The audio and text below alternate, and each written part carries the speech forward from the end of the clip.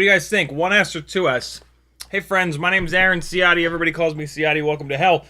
That was the 75mm Walksnail rig. Maybe it was the 1S. Maybe it was the 2S. Chat will decide which it was. Some of you might recognize the footage, but like, can you tell from not recognizing the footage? You probably can. Welcome to Monday. Things are gonna happen. We're just gonna relax a little bit tonight. I don't have like a super big plan. I do want to work a little bit more on this edit and get it to the point where it's actually almost done. The edit. I used to edit relatively like chronologically.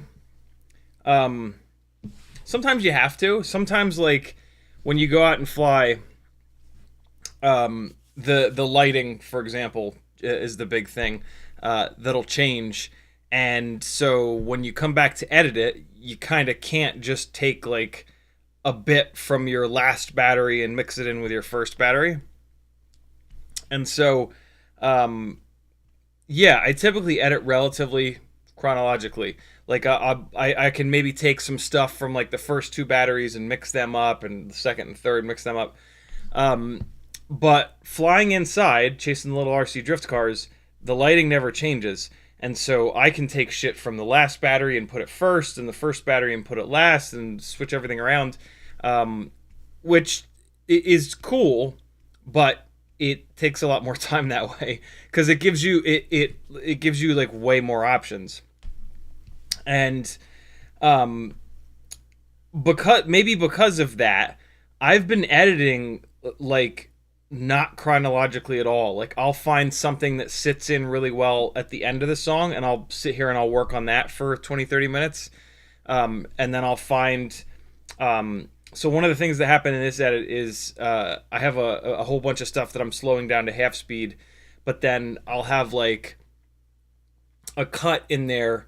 And then after that cut, it works really well to have footage of that same car or that same group of cars at 100% speed.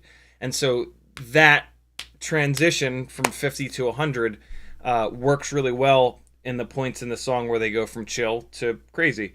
And so like I was finding those, and I'm like, oh cool, yeah, I'll put this one in here, and then I'll put this one in over here. And yeah, the edit came together like I did the beginning first, but then I kind of did some in the middle, and then I found something that fit in the end, and then I was kind of working on the middle again, and then I kind of went back here and I worked on this. And what's funny, this is where I'm at right now. And what's funny is like a lot of the edit's done. It doesn't feel like I've done the whole thing because I haven't gone beginning to end yet. I've been bouncing all over the place, but yeah, it's interesting. Like the edit is mostly done. It just needs some yeah, like some of this stuff does need to get filled in, but I've got plenty of footage, and like the end is good. I have a decision to make in the end. The two yeah, there's more done than it looks like here. And I have a little bit of extra way out here. Although I'm probably not going to use this. I'm probably just going to use what's in there. A bunch of the stuff that's in there is not slowed down, and it will be slowed down, so it'll blow up and get a lot bigger. But yeah, we're getting there. Q&A tonight, of course, as every night. We're gonna work on this edit a little bit. I'm gonna fly a bunch of batteries. Very strangely, I'm gonna fly big 450 mAh batteries. In that box was a. So here's something interesting today. So in that box that was donated were two Meteor 65 Pros. Meteor 75 Pros. And the one of them had been flown before, and so I was like, oh cool, I bound it. I flew about half a battery, and then it started flying real weird, as if one of the rear ESC channels was letting go, which it was. And then one of the FETs on that channel caught on fire, sitting right here on the desk when I was trying to figure out what was going on with turtle mode. And so that was the first Beta FPV cross style AIO that I've blown up. I've heard plenty of people complain about them, but yeah, like all of the previous generation, not all, but most of the previous gen Beta FPV bind and flies had their 5 amp F411, whatever the hell it is, cross looking AIO in it. And I've got 4 of those things running in all 4 of the Walksnail builds, and they've been completely fine. But yeah, for whatever reason, the one that was in this frame here went up in flames today. And so yeah, that has now been retired. I pulled the motors off. These are perfectly good 1102 22,000 kV motors, which is hysterical on a 75 Pro frame. But in there was actually another one. So I don't know where I'm at with this. I don't actually. I can just take the other one and just do a backup file from it, and that'll save me from having to do all the setup on this one. That's a smart thing to do. I'm gonna need to update it though. So 4.5. Yeah, look at that. Ugh. So that'll be cool. That'll save some time. Yeah, maybe I'll fly this around tonight. Here's how to do it. Here's how to take, if you've got completely identical rigs that you just, like, if you blow up a rig and then you buy a replacement, here's what you do. You take your old blown up flight controller, plug it into USB, and you come on in here, and you launch Betaflight, connect. You go into presets, and then right up here is a button, save backup. I'm going to delete this other backup here. Save. This one's already on 4.5.1. Did I already do this? I don't. Oh, this is the old. Never mind. I'm stupid. This is the old play controller. Right. Yep, name it. Put it on your desktop, wherever you want. And there you go. Check the text file real quick. It's just a diff. You can just go into the CLI and type diff and it'll do the same thing. But here we go. Now you can throw that old AIO in the trash can. Plug the new one in. I think I'm going to have to flash this to the newer version of Betaflight, but you never know. Let's see. Plugged it in, connect. Yeah, Betaflight 4.4.0. So we'll hit update firmware, hit auto detect, 4.5.1, great. Load firmware online, flash firmware. We're going to use this other backup, so we're good. We're going to ignore the risk. But if you could have, well, no, we couldn't have done it there. Never mind. You would need to do it this way. It's erasing, and then it's going to write, and then we will have our backup file. And then we can just bring the backup file over, and away we go. Well, no, I'm sorry, we already have our backup file. Once this is done updating, we can pull that backup file in. In the chat, Cloudhopper was first, Frank Nicholas was next, Bob Bruce, Tongue Out FPV, Siskel, Wilkening, Robert G, Scotty Scott, Not Applicable, SOS, Death Valley, Smoke a Dog, Cujo, Zoe 101, SOS, LO the Kidson, Douglas 6, Northern Tier, Demo FPV, Freelojo, Timmons, Tom Johnson, Matthew Arose, Dave S, Demo FPV, Brad Mondin. What's up, everybody? Thanks for coming. Type CiottiFPV into your chat comment. It'll light up an orange for me if you want to talk directly to me. And we're good to go. So now we can connect. And we can come in here to presets again. And there's a button to load backup. Click on that. Click on your backup. Open it up. It's going to apply it. And if there are any errors or lines of code that don't work, it'll let you know. But in this case, we were going from 4.5.1 to 4.5.1. So we're good to go now. Everything is all set. Nose down, left, right, yaw left, yaw right. What is happening with the gyro? It's being very weird. There it goes. Up, down, left, right, yaw left, yaw right. Okay, cool. Ports tab, everything looks good. Configuration. There's our stuff. Everything looks good there. Power and battery. Yep, 3.1, 3.3. Failsafe is set. Presets we don't have to do. It all came over. Here's the PID tune that we had. It wasn't aggressive PID tune or anything. There wasn't anything crazy on it. I don't know why it blew up like that, but whatever. Shit happens sometimes. Looks like the sliders. Well, that's weird. I didn't notice that. I didn't notice before that the mode was to roll pitch, not roll pitch yaw. That's fine. Let me save that. It doesn't look like it really changed the values at all. Man, these PIDs are pretty low. Save rate profile settings, filter settings. Yeah, it's got this very specific filter setup for BMI 270s that Brandon's Baked Beans sent me. And so yeah, we're good to go here.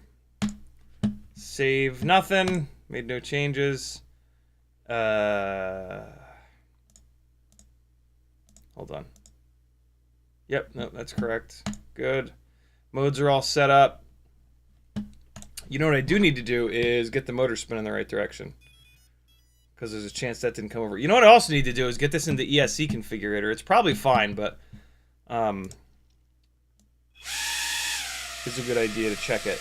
I've set this up for props in. So that is wrong right away. All right, so now it's set up for props in. Let's save and reboot. Bob Bruce says, what's up, everyone? Zoe says, did you see my dyed frames in general? You should totally give the drones a synthetic RIT dye bath in boiling pot. Super easy peasy. I did it I did it with skateboard wheels forever ago. Longboard skateboard wheels, actually. God, back in my early 30s, so we're talking like 11, 12 years ago. I haven't done it with any quad parts, but I do have a bunch of white Mobula 6 canopies. Sorry, not white, clear Mobula 6 canopies. And the plan is to do exactly that, is to get them dyed up. All right, here we go. So motor 1 is backwards. Click it to reverse it. Motor 2 is correct. Motor 3 is correct. Motor 4 is going to be incorrect. Yep. Click it to reverse it. Good to go. Stop motors. Close. I understand the risks. Fire them up. Double check it. In, and in.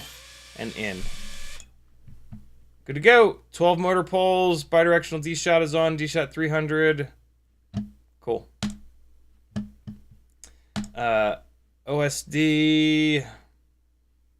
Looking good. VTX. Looking good. Black box. Looking good. We'll erase the flash.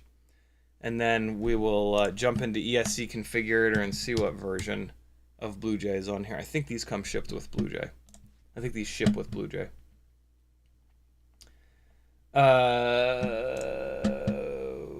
Where is Discord? There's Discord. General nonsense. What color did you do? Blue? Everybody does blue. It's blue. I knew it. Yeah, it works really well, man. Any kind of plastics, just get a pot that you don't love. It'll be fine, but still, get a pot that you don't love. Yeah, boil a bunch of water in it, dump a bunch of the liquid RIT dye you get at the grocery store, and you can be dyeing some shit. It's really fun. Very, very fun. All right, connect, read settings. BlueJay 0.17 96K. We're gonna get it off 96K for sure. We're gonna flash all ESCs. Might as well use the newest version, 0.21, and we're gonna go to 48 and flash. And that, my friends, is how you set up a quad, pretty much. I mean, we skipped a ton of steps because because of the diff/dump that we did, but yeah, if you're replacing an AIO, that is like the full process. And yeah, what did that take? 8 whole minutes. CMYK is in the house. What's up, homie? Timon says, I put another analog 75mm basher together with spare parts. Hell yeah. Tiny Whoop 080, that's not spare parts. Tiny Whoop 0802, 33,000 kV with the ultralight HQ ultralight 1.6 biblades on an X12. And I'm gonna fry my feds prematurely with that setup. Nah, you'll be fine. That setup will work on on the 5 amp ESCs. Oh wait, hold on. Which AIO did you say? Oh, on an X12. Yeah, I thought I read X12. Yeah, no, you're fine. The 12 amp FETs will do hell of a lot more work than that's asking them. You'll be totally fine. Cloudhopper tried the 1219S tri-blades. I think I like the biblades better, but I need to try it out more. What's your favorite motor prop combo for sub 17 gram 65? I don't really have a favorite. They're all kind of different. Oh, wait, sub 17 grams. I only have one. I only have that stock Mobula 6 2024. That's that light. You really don't need much more than like 29,000 kV. Keep in mind that the Happy model 29,000 kV motors are actually going to be like 25,000 kV. The Beta FPV 29,000 or 28,000, they're going to perform like that. So you're going to get a lot less runtime, but you are going to get more power on them. There we go. That's good to go. I'm going to crank up the... well, no, actually, I don't really need to crank up the starting power. Let's leave it down here towards where it is from the factory. 1050 and 1100, that's probably about right. Move the timing to medium. A little Chris Rosser trick there. Turn up the volumes here so that the beeper is a little bit louder. Turn down the beacon delay. And aren't we supposed to leave this ESC power rating at 2S plus all the time? I don't know. It's 1S though. I'm going to try 1S. It won't blow up. Maybe.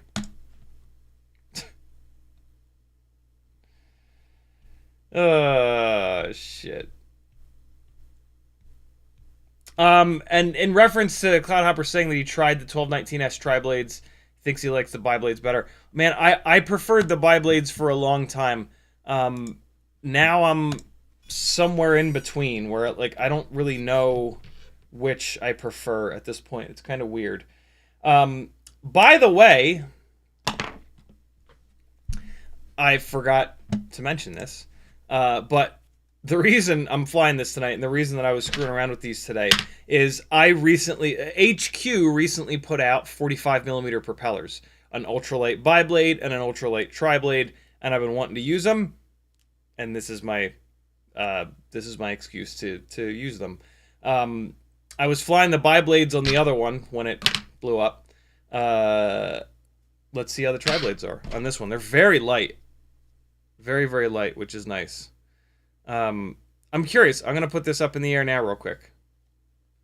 I am most curious as to how these props are, really.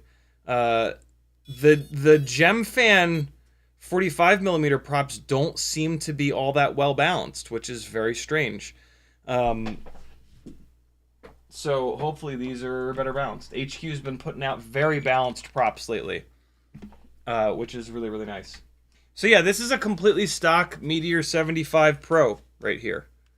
Other than the propeller swap, which I don't really consider that like a real modification. Where the hell? Why are these goggles not working? Because there's no battery on them. That'll do it every time. Is that a goggle battery? It is indeed.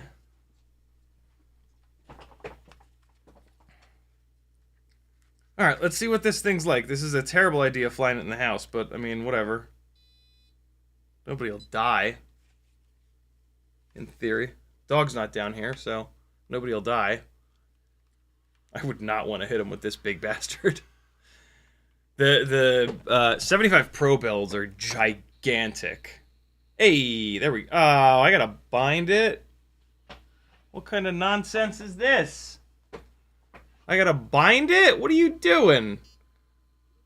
1, 2, 3. Hopefully that works. Give me a double green flashing light. We got a double green flashing light. Bind time. Come on, you bitch. Just work. It's gonna. I can feel it. I can feel it in my fingers. I can feel it in my toes. I was wrong. I was wrong. I couldn't feel it anywhere. Come on now.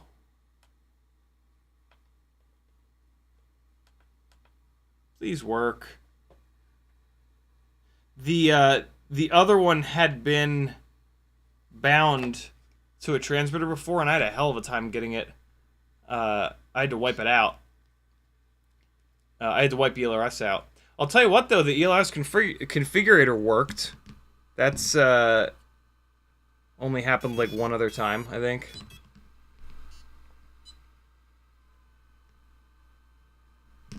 Alright, so hold on. I could have sworn I bound the damn thing. 1, 2, 3.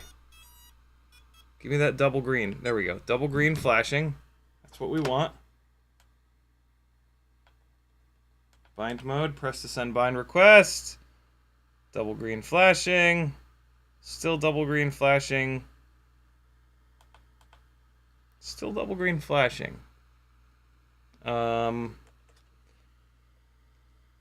I guess there's a chance that it's ELRS 2.5. Let's check it. Let's check it. It shouldn't be.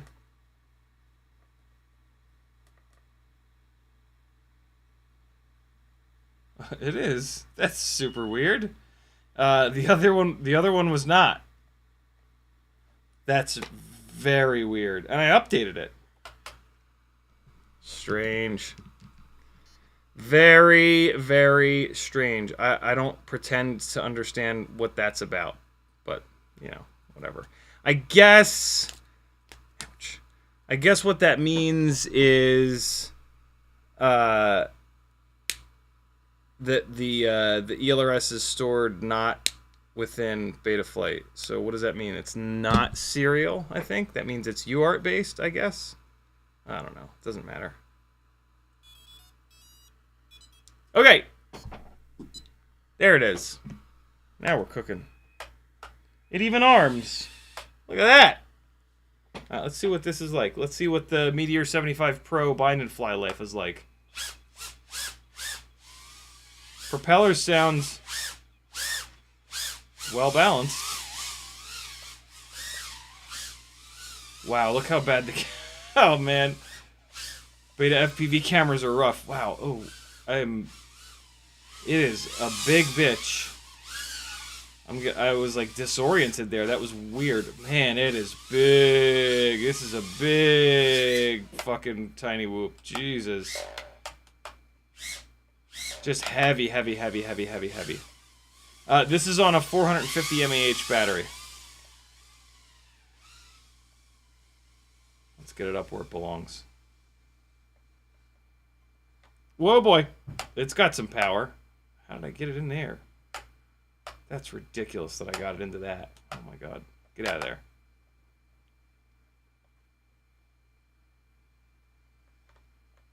Yeah, it's got some... It's got power. These are the Beta FPV 1102 22,000 kV motors.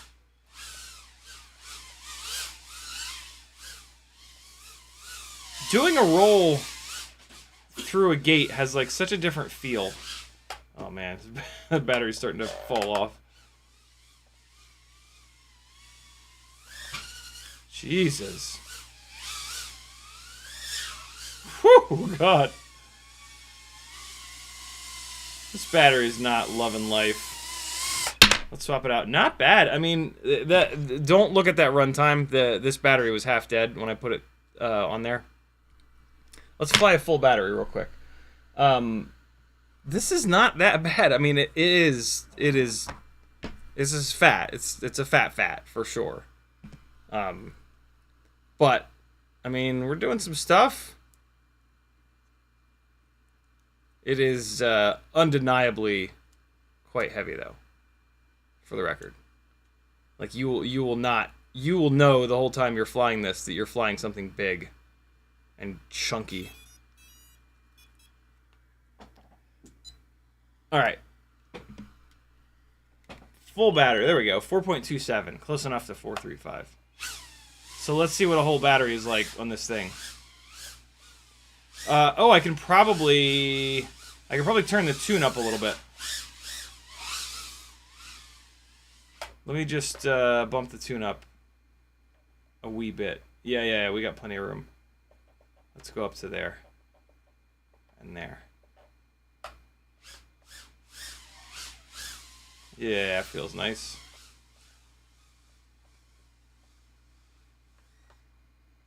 Yeah! Oh, God. Yeah, these Beta 1102s, they make some good power. I'm very suspect about them being not very well balanced. But they do make power. That's for sure. This is a heavy-ass rig. And it is just getting hauled around the room.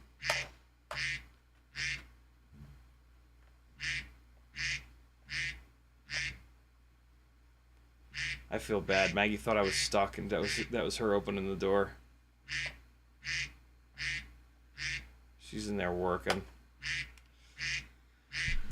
Shut up, phone! No! Oh, god damn it. That's not gonna make it stop. 37,000 kV it looks like there. That's pretty low. There's a chance I didn't... Well, it's on big propellers, and it's on tri-blades. This has way more power than 37,000 RPM would suggest. Look at that. I mean, that's actually really good. This thing flies really decent with just a couple little tweaks. Turn the PID tune up a little bit. I did change the filtering. I don't know what the stock filtering is like, but that's an easy change that we've talked about before. And then the propellers. These are the HQ ultralight tri-blades. Look at this thing, yo. Yeah, these props are light, man. We're gonna weigh these props in a minute here. Look at this thing, yo. What? again, there's no mistaking its girth. But with these props, it has enough power and enough response time. Oh boy. It was almost like I did that on purpose. I promise I didn't. Little hit of prop wash there at the bottom. Although, I mean, I might be able to push the tune even farther, so let's see. 2, 3, 4. 1, 2, 3, 4. Let's do this. I'll push it an extra 0.1. Yeah, we're good. Oh, it's still prop wash in there. That is well, what I was going to say is that is probably a response time issue. It feels like it has decent response time, but let's do this. I mean, just in case it's a PID tuning thing. Let's push all the way. Wow. Still good to go. Ooh, it's gone. Nope, still there.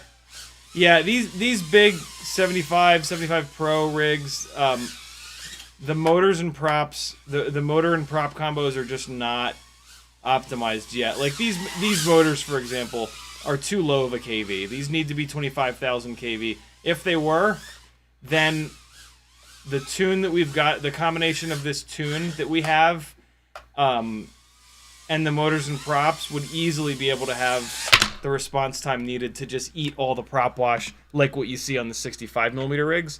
But that's actually really good. What was that? What's that runtime? 3 minutes and 11? And the battery is bouncing back up to 3.63 right now. That ain't bad, man. Yes, maximum RPM is really low. I assume that these propellers are pretty draggy because they're 45mm props and they're tri-blades, right? They're definitely lightweight, which is great, but you know, 3 blades that all have a bunch of pitch on them are going to be draggy. Lightweight's great and all, but it doesn't make up for the fact that they have to push air, you know?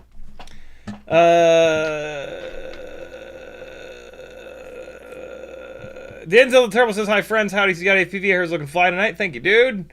Timon says, have you done a how-to on how to match the blackbox log with Walksnail footage to smooth things out in GyroFlow?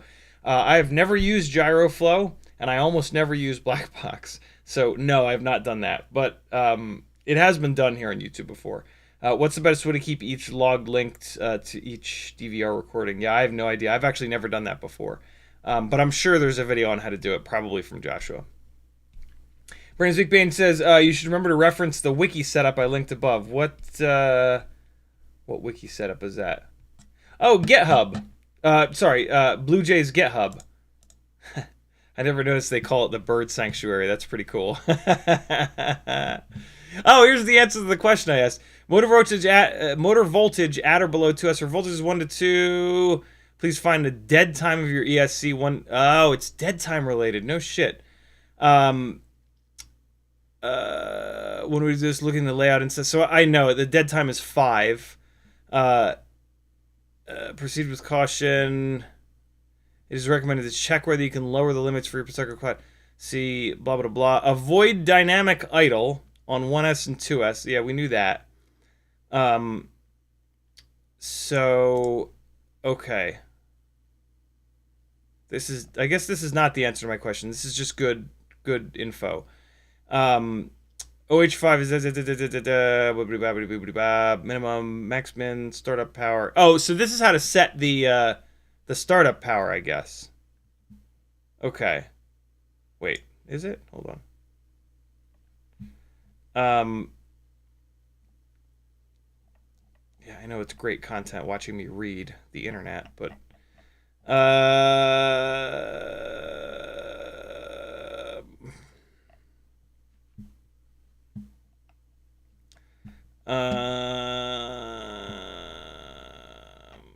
I don't know. I don't do a great job comprehending what I'm reading while I'm live streaming. So yeah, I'm not sure what to set that. But hey, here's the link again, so you don't have to scroll back up in the chat. Yeah, the GitHubs of all of Betaflight and Blue Jay and all of this shit that we use are typically amazing. So yeah, check them out and do some reading until your head hurts.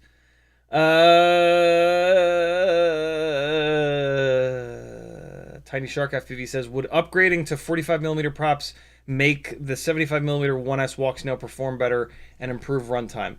Perform better, no. Improve runtime, possibly. But you would have to change the frame. You can't just put bigger props on a frame that's not designed for them, which I'm sure you knew, but sometimes we get new people around here. Yeah, it won't make it perform better. I've done that testing. There basically just aren't motors that are perfectly suited for 45mm props and the extra weight that you get from the big-ass 75 Pro frame. But there is a chance with the bi-blades that you might be able to get more runtime. I would doubt it because the 75 Pro setup is just so much heavier. So I would doubt that you got more runtime, but you never know. But yeah, the flight performance is significantly worse. So I don't really recommend it. That ain't bad though. The reason why this flies so good is the motors. Typically on bind and flies, they pick motors that are just woefully unequipped for the job at hand, under the guise of like, oh, well, it's a bind and fly. The only people that are going to buy it are new people, which is, you know, probably somewhat right, but still. And so, yeah, these 1102 22,000s are not that. Like, these are big, relatively speaking, these are big, beefy motors. They still need more KV, but yeah, they're not bad. So just the fact that this thing has these motors is why it flies as good as it does. The AIO is also fine, though. It is a little bit heavy, though. It's got this VTX setup that's up here on top with the camera. But man, yeah, a quick... Let's actually weigh a bunch of these 45mm propellers. So this thing ships with, and I've done a pretty much identical build to this, but using Happy Model stuff.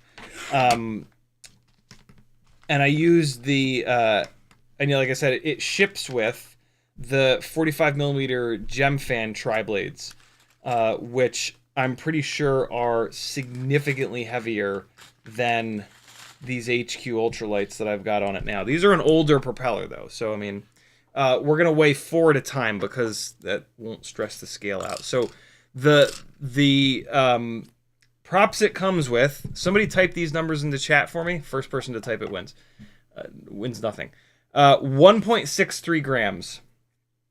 So 1.63 are the white 45 mil gem fans that it ships with. Just out of sheer morbid curiosity, I'm going to weigh a set of smoke crotch gray gem fans here. Same exact propeller. 1.67. There we go. Yeah, so close enough. All right, so yeah, that was, thank God. If they weighed drastically different, I'd have been very confused. I wouldn't be super confused. These have a bunch of pigment of some sort in them to make them opaque white, and sometimes that can change what something weighs, because pigment is not plastic. And so pigment will weigh slightly different than plastic.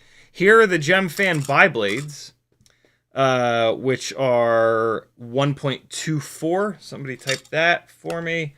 And now we're on to these HQ ultralights. And what I will say is the same as with the other HQ ultralight props that we've been getting recently, right? The 1.2 inch tri-blades and now the 1.6 inch bi-blades.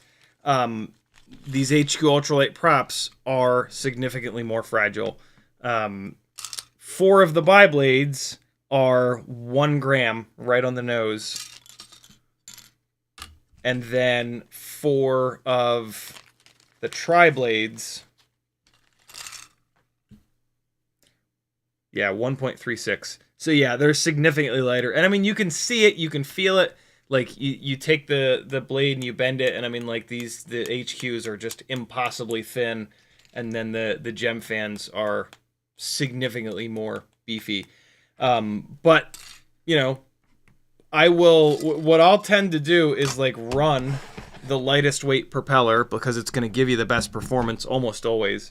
Run a bunch of them until, and like the only reason you stop is if they're not durable enough. And so, yeah, I'm going to run them right now.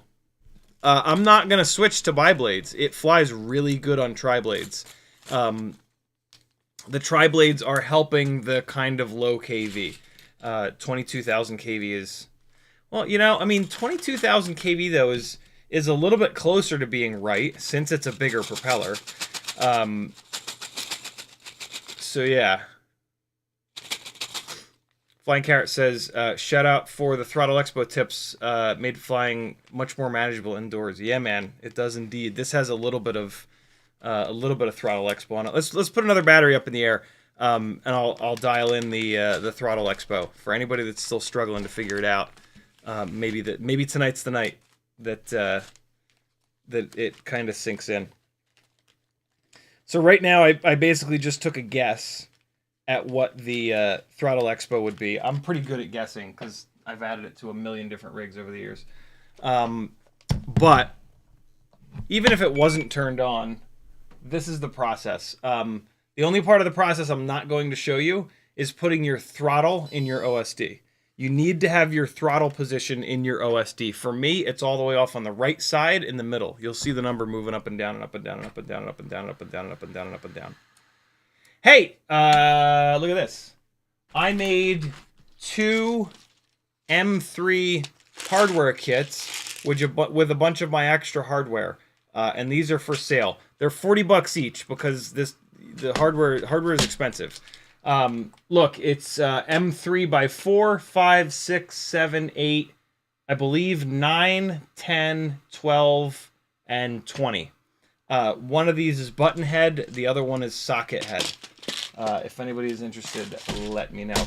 And mailbag was to get another QX7 gimbal. This right gimbal, like 1 in 100 times, when I push left, it like when I push all the way left, it basically gives me like that. It gives me like a little bit of left, but not a lot. So this gimbal is just bad. And yeah, you don't really try to fix gimbals. You just take them out and replace the damn things. Let's fly this big, gigantic 550 mAh battery. It's probably really bad. This is the battery that it ships with. So yeah, don't run these. No, I'm not. I'm gonna wait and run these outside. I'll run a Weebleed 450. So yeah, that's the only changes. Propeller change, little bit of tuning, and now we're gonna dial in the Throttle Expo. Nothing crazy. I'm really impressed by how good this this thing just flew. The camera and the VTX are okay. They're not terrible. So over there on the right side of the screen is a 0, and now it's 100. That's my throttle. See it moving up and down? I'm moving the throttle up and down. So all you need to do is fly around the room, fly in whatever location you're going to fly it, and keep an eye on that throttle number. 34, 32, 33, 34, 33, 34, 35, 32,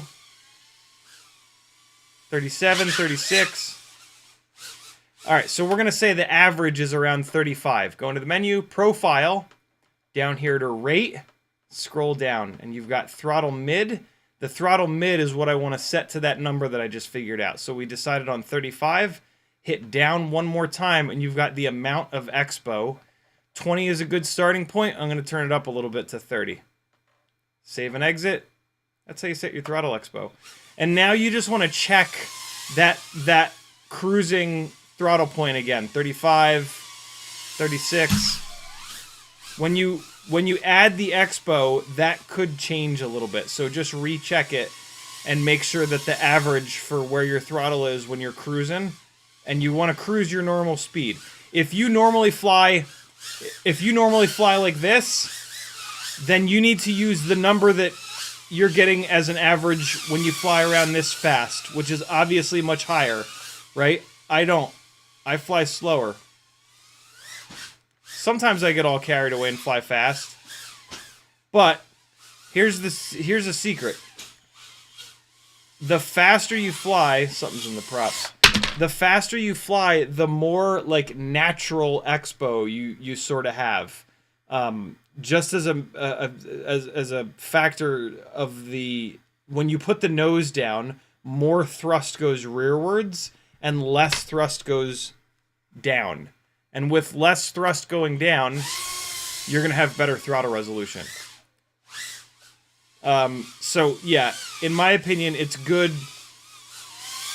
to set the throttle expo for your slow-ish, slow to medium cruise. Don't set it... Oh, that was a hard hit. Don't set it for your fast cruising stuff. Because you're going to get free expo up there.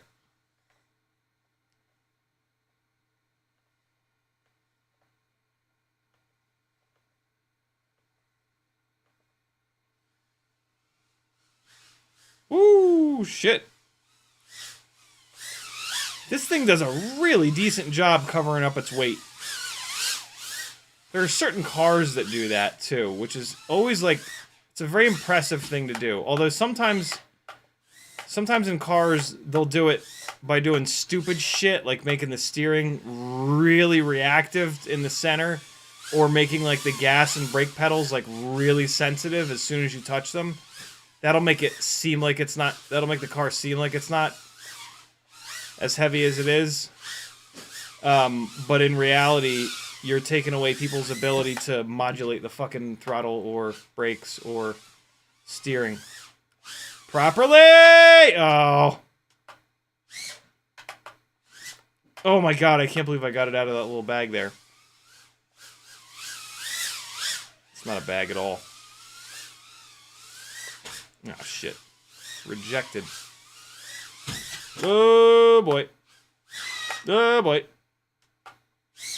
Not bad, man. I'll tell you what, I'm definitely getting used to flying 75mm rigs.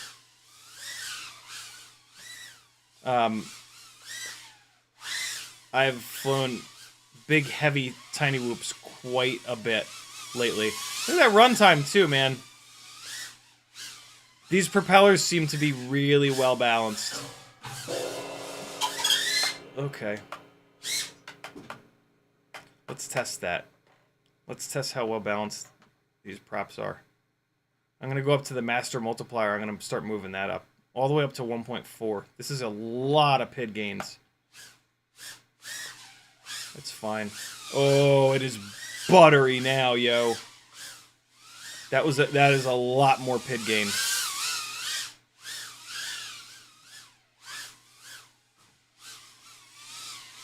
Not bad, dude. Jesus. 3 minutes and 40 seconds. Yeah, these props are the star of the show, I think, man. I spent a bunch of time flying these motors on this frame with the different GemFan props, and it was no good. It was... I could not get the PID tune cranked. It never flew anywhere near as good as this just did. And that setup was a little bit lighter than this. This is a little heavier because it's an old school beta FPV Meteor build. Damn. That's pretty impressive. I'm okay. I'm kind of looking forward to flying this outside tomorrow. Should be pretty good outside. We'll see. It is a little underpowered. We'll see. We'll see. I'm interested to see what this is like outside, come to think of it. I wonder if it's a little underpowered. I think it might be a little underpowered. I think what's going on with this right now is that these propellers are light enough that the response time is really good. And, like, good, quick, snappy response time makes flying inside the house a lot easier because you can make those quick corrections to not smash into stuff.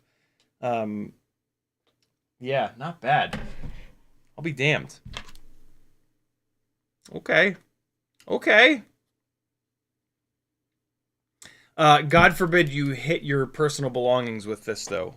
This is quite fat. Let's see how heavy this is.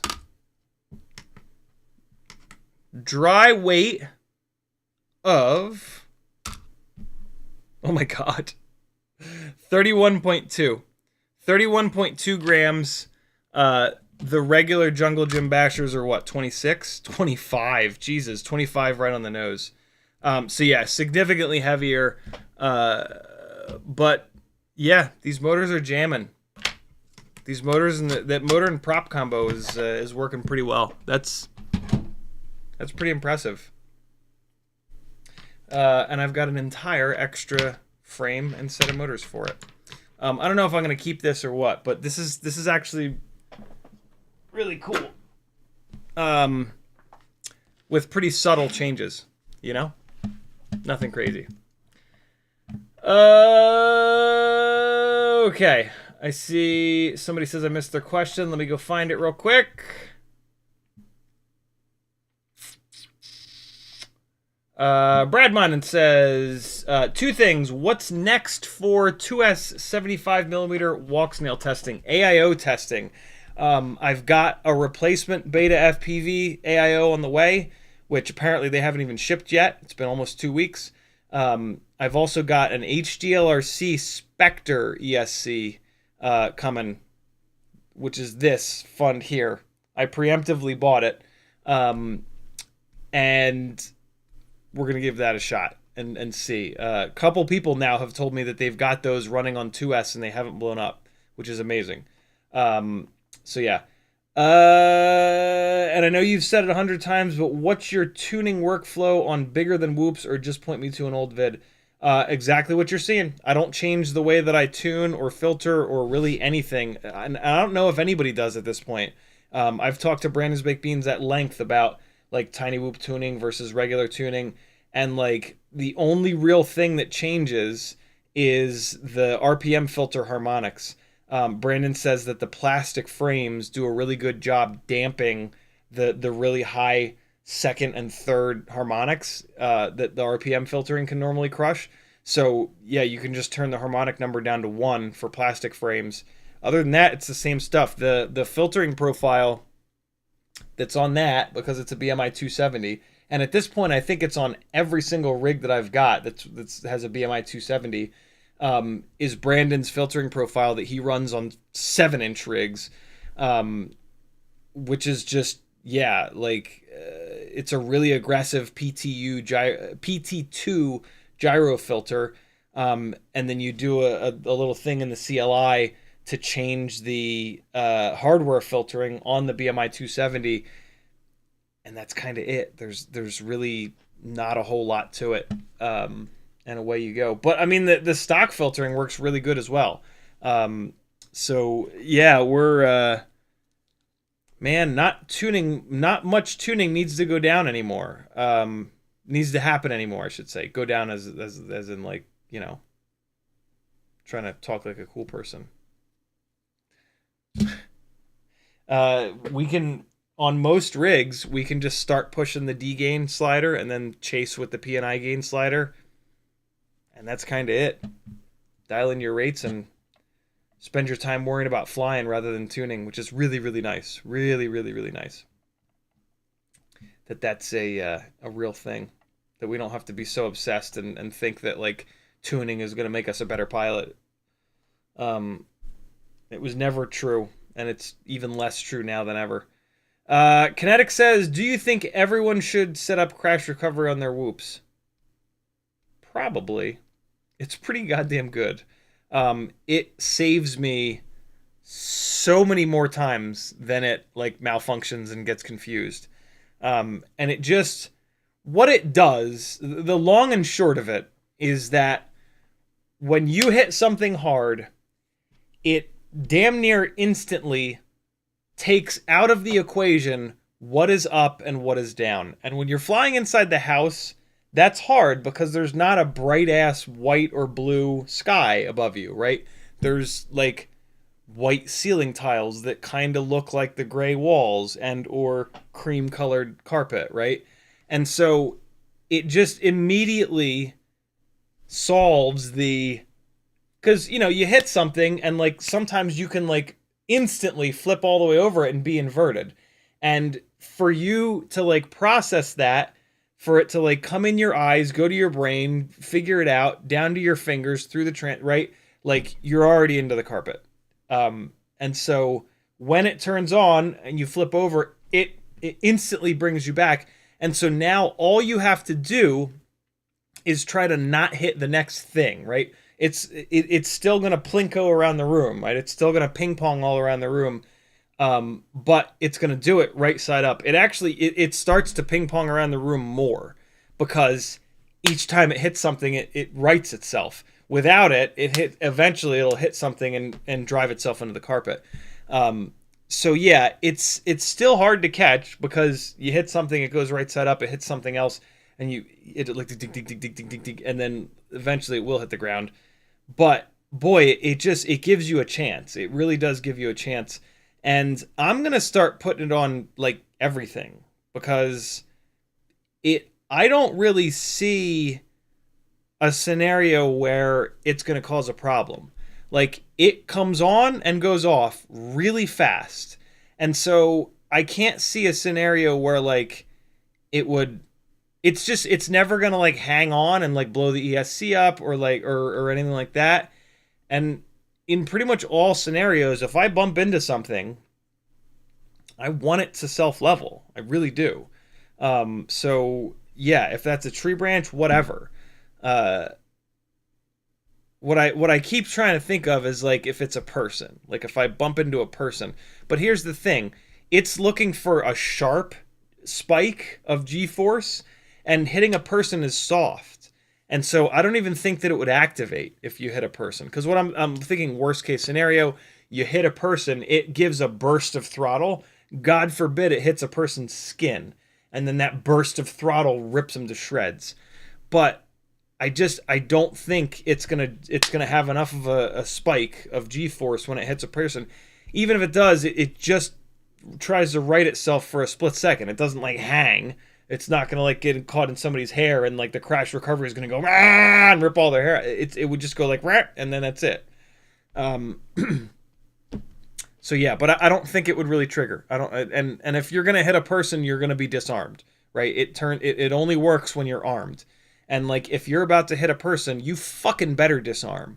Like that is you know, like kind of rule number one in terms of if you're gonna fly these things around people, is that yeah, there's just no excuses for that. It goes disarmed instantly because they've got clothes on, they've got hair, right? Like it's just all bad if you try to fly out of it. Like this whole never disarm shit. Like if you pull that shit around people, you don't deserve to be on this planet. You deserve to go to outer space, and you can live on Mars like an idiot. So there you go.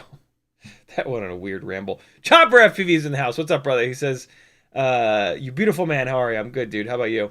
Brent Anderson says, you fly. Brandon's McBean says, precisely. It's just a reference for approximate startup on Idle Vibes. All right, cool. Brad Mondin says, missed my question. Oh, we got that. Scotty Scott says, I have a set of Fat Shark HDO 2.1. 2.1? The power for the analog module has quit. It is not the module, as I swapped in another one. It still doesn't work. Any ideas? Contact Fat Shark. They will fix them for you. It's one of the wonderful things about Fat Shark. And one of the big reasons that they are who they are, and grew to be as big as they are, is that you buy something from them, and if it breaks, you get in touch with them, and they fix it. I can't say that it's going to be free, but they will fix them for you. And from what I've heard, it's very reasonable. The repair costs are very reasonable. I don't know if they're still repairing stuff, because they might just be focusing on supplying weapons to the military, but they probably are. They're probably still fixing shit. I sincerely hope that they are. I'll be very disappointed if they're not. Unfortunately, my disappointment won't accomplish anything, but hey. Man, those prop weights are crazy. 1.63, 1.24 versus 1.36 and 1.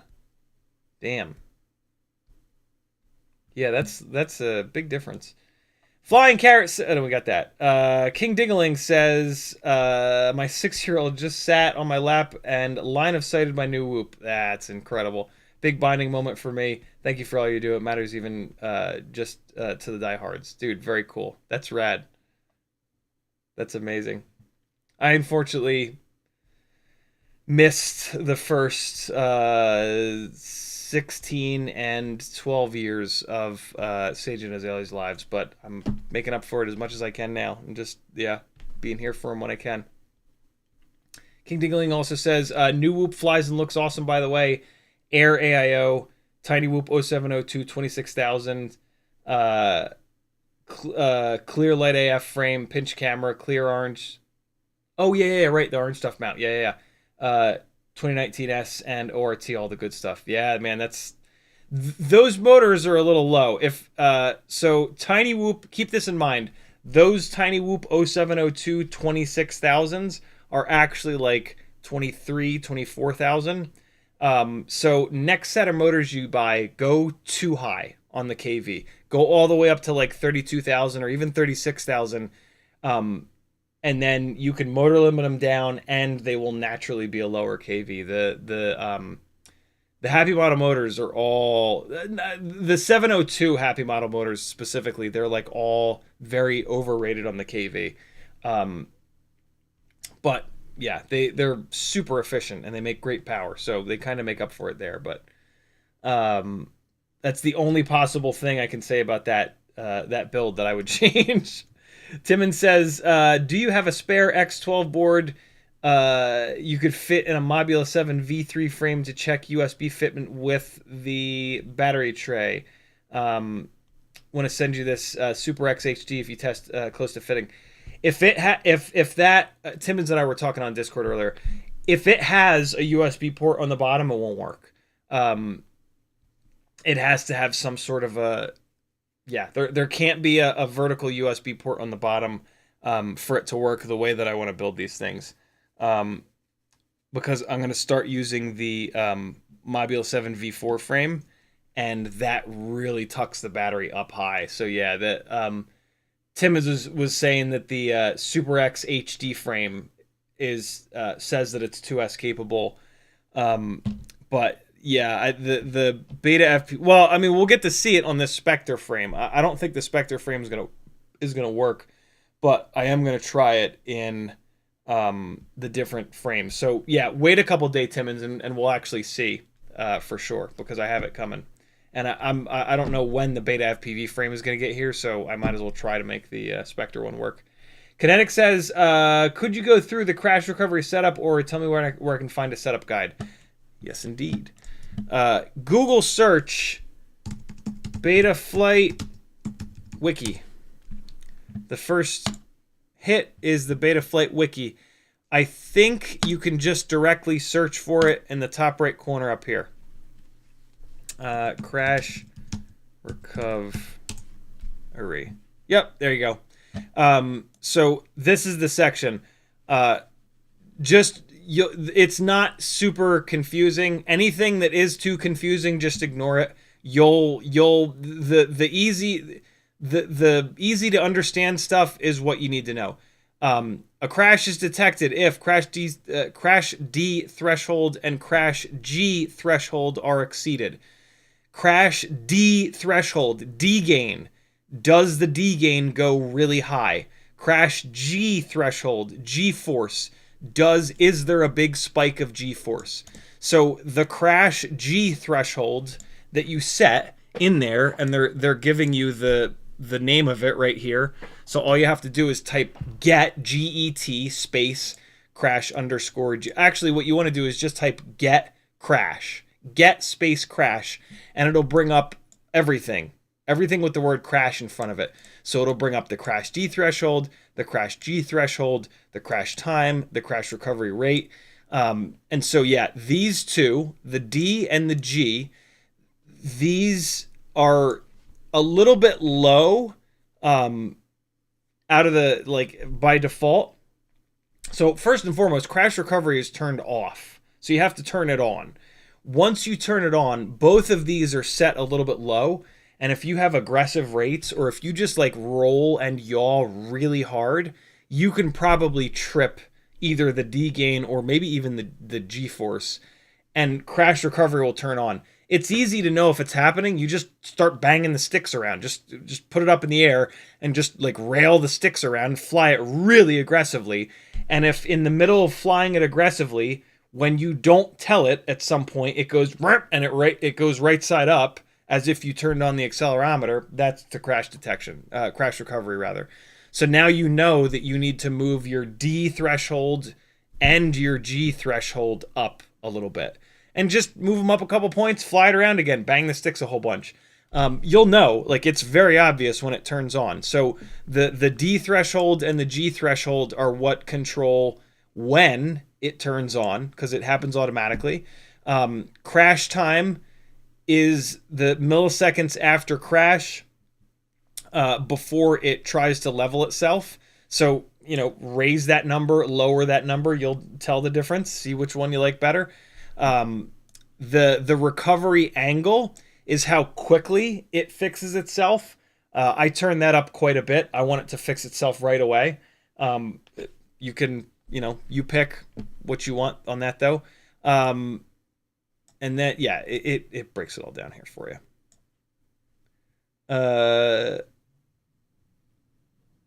Oh, I actually didn't know that. That's pretty cool. But yeah, it's right here. Read this stuff because it's good, but this is basically what you need, and just screw around with it. You can't fuck it up. You can just go back into the CLI and type get crash, and it'll give you all the different crash options, and you can just look through them, and they'll tell you like the default values. When you change the value, it'll tell you what the default value is, so it doesn't get lost. You don't have to like write down what the default values are. They'll always tell you. Yeah, play around with it. The crash recovery is pretty wild. It's yeah, it's really, really good. Tiny Shark FPV says, may I ask what the dry weight of your 2S Walksnail build is? It's like 4 grams heavier, I think it is, than the 1S version, which is just ridiculous. With the batteries on them. It's like 4 grams heavier. It is 31.4 dry. 31.4, and that's in this this Meteor 75 frame that's actually no good. So it'll change up or down, I'm not sure, a little bit, because it's not going to stay in this frame. This frame is a part of the reason that this AIO got ruined. The side of the frame just banged into the pads where the wires are. And yeah, I don't think this frame is the one. Oh, also, this frame broke in the very first battery. So yeah, this Meteor 75 frame is no good at all. It's gonna live in either a Mobula 7 V3 frame or a Mobula 7 V4 frame. It's gonna live in one of those two. Although I think there is a third frame that I do want to try. I just don't remember what it is offhand. What's up, Moss1? Monkey D. Cluffy's in the house. What's up, homie? He says, do you think Flywoo Robo 1002 15,000s will be enough for a Walksnail 2S 75mm whoop? I think they will be just barely enough, but if you're buying motors, buy 18 or 19,000 kV 1002s, because then you can motor limit down a little bit and you can actually pick how much power you have. With those 15,000s, you're going to run them at 100%, and that's it. It's going to, and at 100%, it's either going to be just enough power for you, or it might be not quite enough. And if you're screwed if it's not quite enough. So yeah, there's a bunch of 1002s. I think there's RC and powers. There's definitely T-motors. I have the T-motor 18,000s or 19,000 1002s, and they're great. Yeah, there's a couple different 1002s that are 18, 19. There's even 20,000 kVs. That's totally fine. Motor limit them to like 90% or 85%, and yeah, away you go. If you need a little bit extra power, you've got it. If not, you're good to go. You're still all set. Timon says, any thoughts on the sub 250 0803 19,000? I did not know they were 1.5mm motor shaft. I thought they were a 1mm shaft, which is why I didn't buy them. What? Yeah, it's a 1 mil shaft, unfortunately. Oh shit, they have a 1.5 mil shaft version. What the hell? Is it only on their website? That's why. It's only on their website, isn't it? Oh, it's for the NanoFly 16? Dude, I swore that I saw a 1.5 millimeter motor shaft version of this, and then I couldn't find it. This could be the perfect motor. If this really does have a 1.5 mil shaft, this would be the perfect motor for the 2S Walksnail build.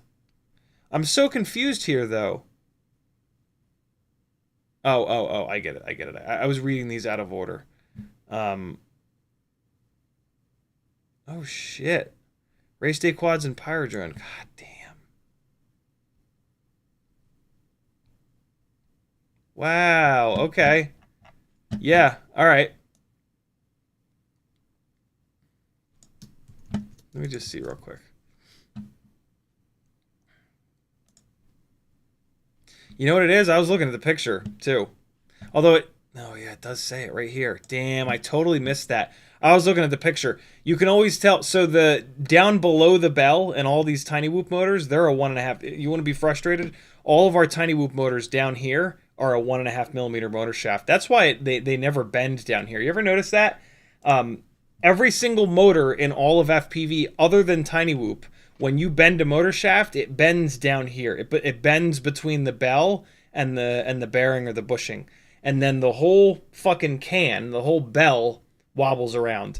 Not on tiny whoops. On tiny whoops, they always bend up here because they made it. They necked. I mean, as exactly you can see it here. This is 1.5 millimeters. This is 1. It was almost like planned obsolescence, bro. 1.5 millimeter shafts would be good on everything, Kinetic. If we're gonna have a 1.5 millimeter motor shaft down here, and this is like the majority of the length, why the hell would we not want it up here? It's going to add a minimal amount of weight. It's going to remove plastic from the propeller, which is going to offset the amount of weight that's added. And they're going to become indestructible. So yeah, it's a real kick in the dick that they didn't just do 1.5 millimeter shafts from day one on these motors. That really sucks. Because that would just change so much. Is this pulling the same item here? All right, yeah, I need to leave that open in a separate tab, and yeah, that's gonna be the motor. God damn it! That's what I get for just looking at the pictures, though. That was damn. I knew I'd seen it with a 1.5 millimeter shaft. Oh, they're all over the place, too. Wrecked, race day quads. Jesus. Yeah, there it is. I must have just kept looking at the picture. Huh. I'll be damned. I think I'm gonna get. I want to do. I've been wanting to do an order from Wrecked. I think I'm gonna get a set from Wrecked.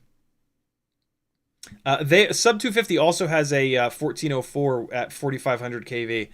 The T motor 1404 4600 is like unbelievable. So I don't know why you wouldn't just run the T motor, but I guess if you like this teal color, I can almost guarantee you that the sub 250 1404 is not going to be as light as the T motor 1404 though. So yeah, maybe just stick with the T motor, but you do you, my friends. You do use. The two Utes. Yeah, I've been meaning to do a Wrecked order. They've got quad gas BT 2.0 300 mAh batteries, which is pretty cool. They also have these Super Legeras, which is pretty rad. They've got all kinds of current stuff. They're doing a good job. I should probably snag one of these. Just, I don't think I actually got a spare, which is very unlike me. Okay. Moss1 says Pyro sells the 1.5 shaft 0803. I can't. I'm very upset with myself. Maybe once I get them, they won't be good, and then I'll not be upset with myself. Walter says, and we want the axis in titanium. Yeah, that would be nice. It would be nice if we could get some titanium motor shaft motors. Timon says the sub 250 1002 21,000 kV 1.5 mil shaft work really well on my first 75 millimeter Walksnail build. Could be worth looking at too. If the kV was like a little bit higher, I'd maybe be interested, but the RC and Power 1002s are 22,000 kV. I can't imagine those sub 250s would outperform them. I'm kind of interested to just get one, and then do they just sell one? Let's see. Sometimes they don't. They do sell just one. I'll snag just one so that we can do our testing on it. I'm totally down to do that. That'll probably, I mean, shit, just those few things, I'm probably over there, with how expensive shit is nowadays, I'm probably over their minimum shipping limit. And look, they have a 4-pack. Save me $2. Cool. M1? What's M1 mean? M1. Okay, that's fine. Yeah, I'll get these guys. Let me just make sure. Yeah, 1.5. Cool. I'm doing a wrecked order, yo. Very cool. I've been wanting to support them guys. I think they might be up in New York, which is rad.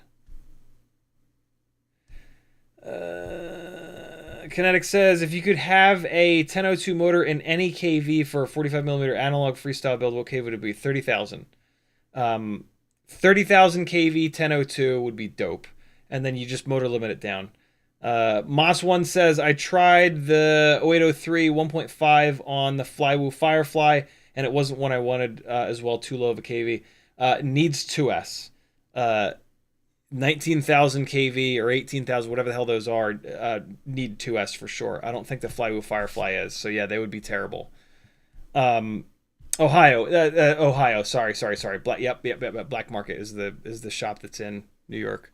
I've found out about a couple of shops recently, and I just got them confused. Yeah, Ohio. That's where Rex's from. That's right. All right, yo. Let's dive into this edit a little bit.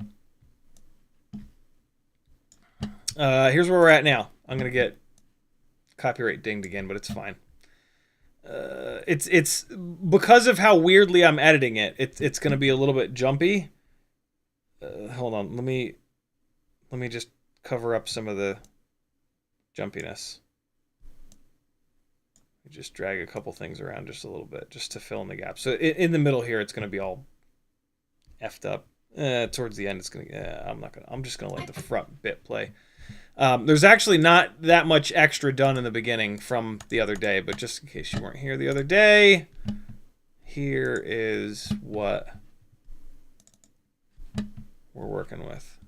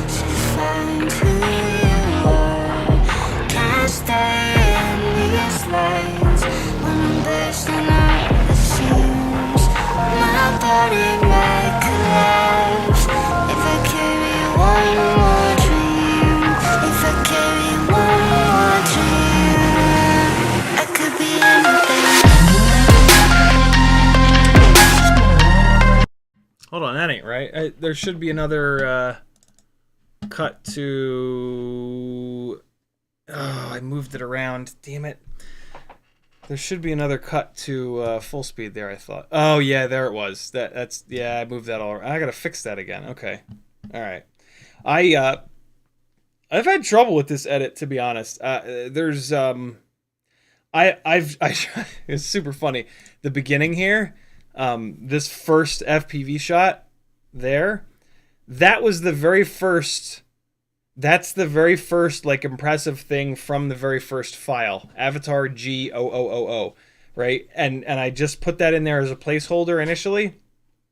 I must have tried 30 different things there, and then I put this one back, and I was like, motherfucker. It was like definitely the best. It's so, man, that just happens sometimes. It happens with music too. Like I'll put Spotify on random, which is how I pick the music for this stuff while I'm going through the footage. And like every once in a while, the very first song that comes on is fucking perfect. And I'll listen to 100 more songs, and then I'll go back to that first one. I'm like, son of a bitch, it's the one. It's so weird. Kinetic says, what did you use to record this? The first couple of shots are a Canon digital SLR. It's my other Canon Rebel SL1. It's like a 15-year-old Canon DSLR. It's so old that to get 60 frames a second out of it, you have to go to 720p. It's actually 720p footage. But what's really funny about that is that it mixes in astoundingly well with the Walksnail footage. Yeah, all the FPV stuff is my little RC drift car chasing rig, which is just a it's not just, but it's a custom. It's a fully custom build. Cockroach V3 frame, the Batwing camera mount that Timmons designed, that's on our Discord channel. Weebleed 0702 40,000, Walksnail light setup, True RC Singularity, Gemfan biblades. Oh, Beta FPV Cross AIO. Super, super simple stuff. Yo, what's up, Aphex? How are you, man? Oh, shit, new track layout. Very cool. I'll be there. Maybe. Thursdays are a little bit more confusing now, but I will try to get there this week. If not this week, next week. Nice. New track layout is cool. It's been this same layout for a while. I can't wait to see the new one.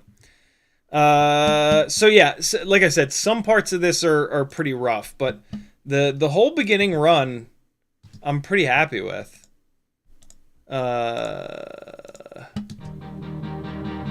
Yeah, and the song is staying. I've edited it enough to where I can't really change the song at this point, which is fine. I'm pretty happy with this song. It's not like a super, super, super banger song, but this is not like the best flight footage in the world. All the really good flying, unfortunately, on this day got lost. I made a big, dumb mistake and didn't put a memory card into the goggles because I thought that it was a recording on board the whole time, but it wasn't. It was overwriting the files. So I've been working in here. I kind of feel like it's a little jarring going from just the one, but see, like, so opening shot mixes well with that. We've got the gray 8086. We've got, again, the gray 8086. And it's kind of like, yeah, it just works. These two shots work together.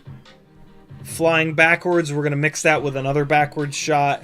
And now it's just cram in all of the really tight, really close super proximity stuff early on to try to get the viewer as hooked as possible. And that lands me like right around here, which I don't know. So this is pretty locked in now. There's this big run, this at 50% speed, this nice big run, and then it snaps into 100 here, which is pretty much locked in. This whole big run here, there's like a full minute that's pretty set in stone. it's this little bit before it. I've so like with the editing, I've kind of developed a little bit of a pacing here where it's like 1, 2, 3, 4, 2, 2, 3, 4, cut, 2, 3, 4, 2, 2, 3, 4, cut, 2, 3, 4, cut, 2, right? When you just when you establish a pacing like this, you want to try to stick with it as long as you can. Oh no, the other one is delayed there. And now now we're out of that. Now we've completely given up on that pacing. And this might be a little too long here. I'm kind of trying to figure that out. I really want to leave this though. I really dig this drop down under the bridge. And this is actually Aphex here on the right side of the screen. He's got the really cool Nismo in the intercooler up front, which is just, for a car nerd like me, the coolest fucking thing ever. What I do need to do is get this to hit. That's not hitting on any part of the music, so I need to actually, I might as well fix that right now. So I can either have it hit early or late. Probably I want it to hit early. It's probably gonna hit right there. There's a snare drum smack there, but let's just see. Yeah, no, it's got to hit early. So, all right, so there it is, crack. And if I turn it up, you can kind of hear how I find it perfectly. So you just shuffle back and forth, left and right arrow. Hear it? So that is it. So that when you shuffle back and forth, you're shuffling 1/30th of a second, usually. Depends on what your sequence settings are, but when you find that hit, if you're looking for a snare drum hit, this is what it's going to sound like. If you're looking for a bass drum hit, it'll thump. Don't put it exactly on there. Go one more. All right. So if I go back, ready? There it is. Go one more. The video cuts. You want to follow the audio by like 1 frame for whatever reason. I don't know why. It always is better that way. And so now it's on a snare drum hit. As I said it, I remembered one of the reasons. One of the reasons is that when you upload to YouTube, it shifts like 1 frame, I think it is. And so if you push it 1 frame the other way, YouTube pulls it back and it lines perfectly back up.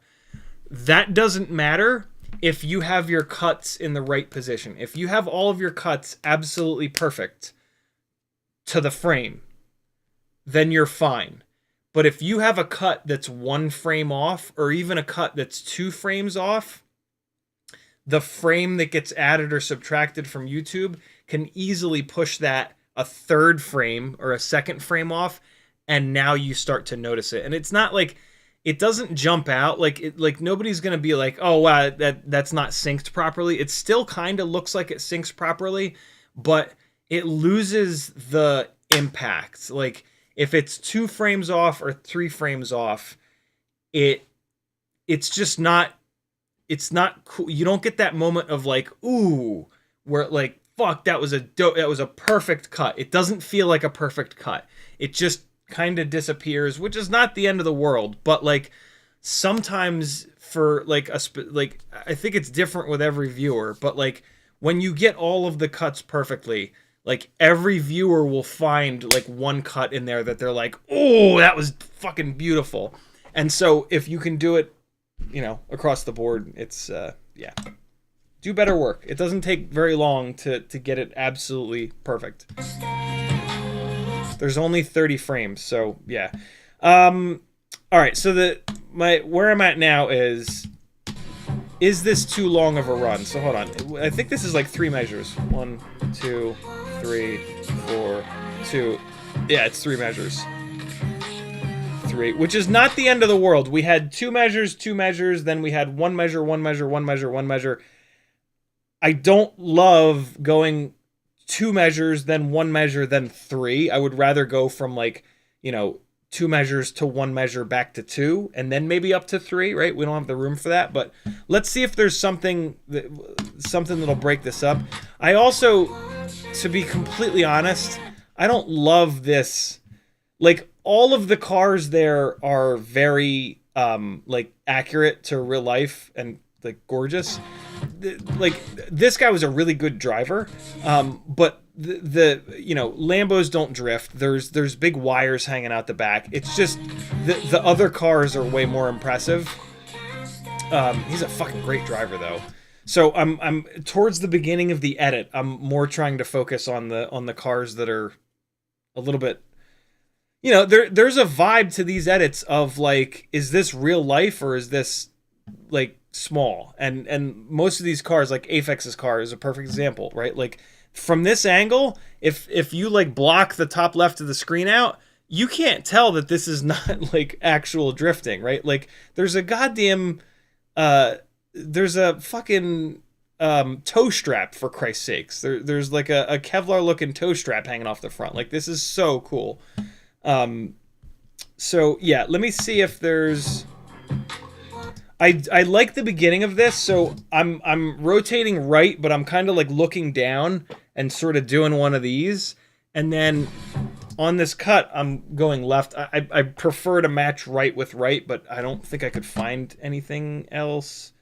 Let me take a quick look though. I got a couple files down here. Let's see what these are. Yeah, so this is rotating right. Plus this is another head-on. You can't just I just had a head-on. Well, I guess it's been a little bit since I had that head-on in there, isn't it? It's right up here, I guess. I think it's after this one. No. Oh, yeah, no, I just had one. It's right here, isn't it? Oh, nope, it's right here. Yeah, it's the clip right before it. You can't do that. You can't do two head-ons like that. So yeah, this needs to get pushed. This head-on pass is going to need to get pushed quite a bit, because otherwise it'll just be kind of sort of be stale. And then there's another one that I really like, this one, but it's really short. What's cool on this one though is you can see the air from the C6 push me around a little bit. See it? Isn't that nuts? That's fucking proximity right there. But yeah, I can't put two of those head-ons back to back. That'll look silly. What's this here? What are you? Ooh, this is a maybe. But see, this isn't 100% speed. That was turning right, though. That could be cool. That could mix in nice. Yeah, I might use that. Because we've been... Oh, no. Well, the next clip is introducing that little group of cars. Yeah. All right, so hold on. Let's see.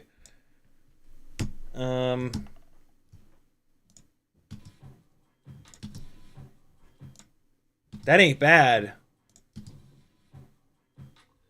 I would chop a little bit off the beginning there, though. I can make that even tighter. Like, right there, and then now that'll sit even more nicely in there.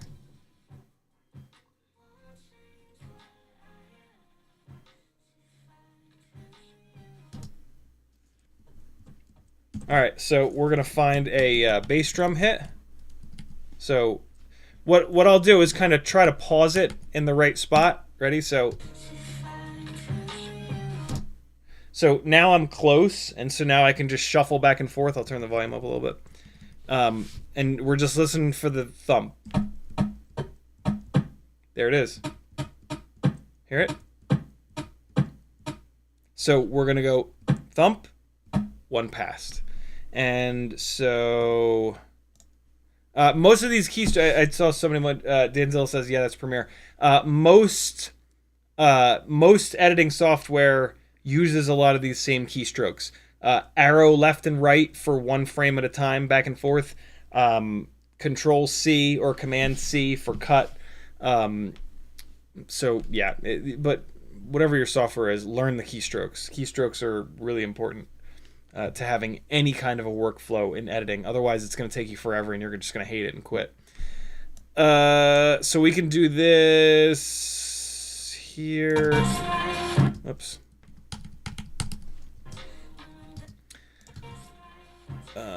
What's interesting in here? that's kind of cool. What happens with this next clip coming up, though? Where on track are we? We're going under the bridge? Okay.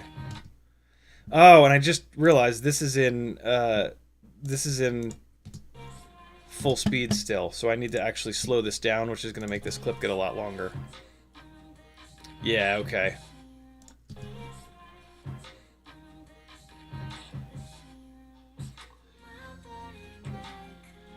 Yeah, we're going to lose that. I'm going to lose that whole run there. Take this, slow it down, and now we can just kind of chop this up. Sorry, cut as in the cutting tool. And it's actually not... Yeah, it is. Yeah, it is Command-C. Oh, wait. Isn't it?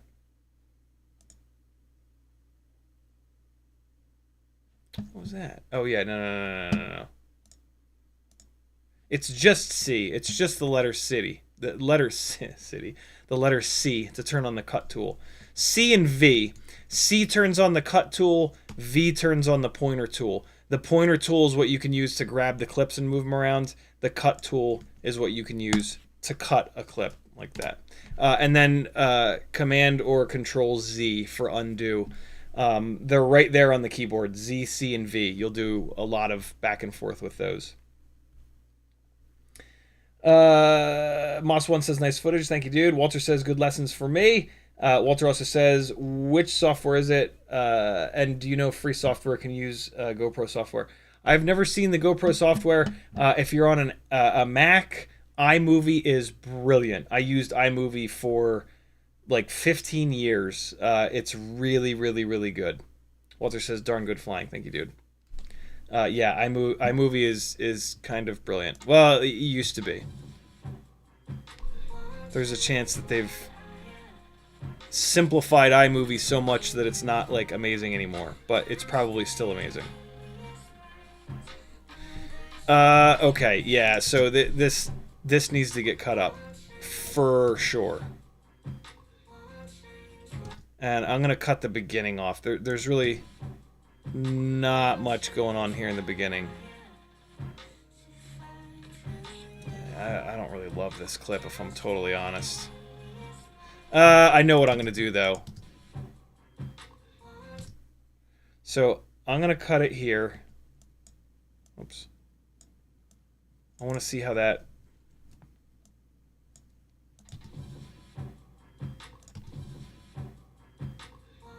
I don't like it. I think this is the best I've got in terms of something that's rotating right. Let me just real quick check.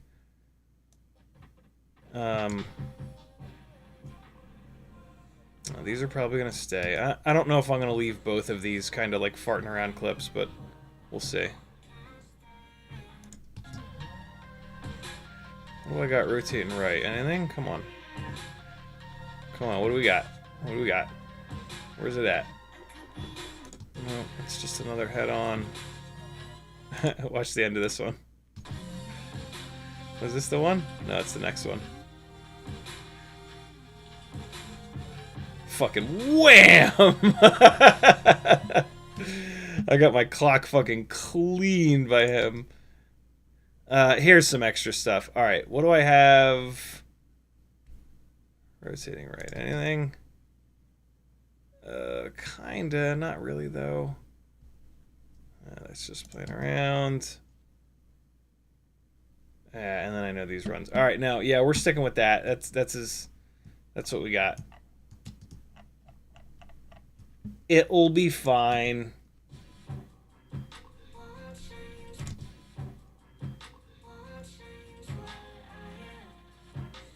I might chop this up 3 times, actually. I might just keep that one measure pacing going.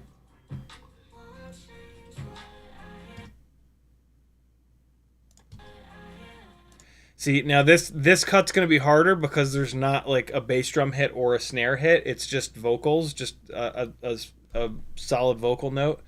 So we'll go back a little bit.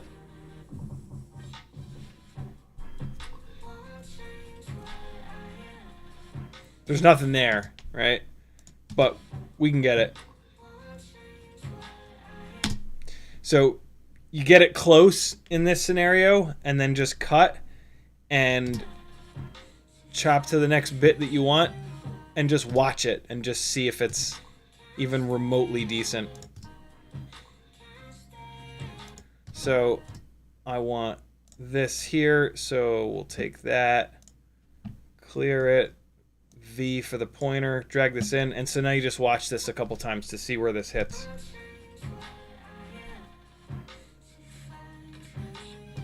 What the hell just happened?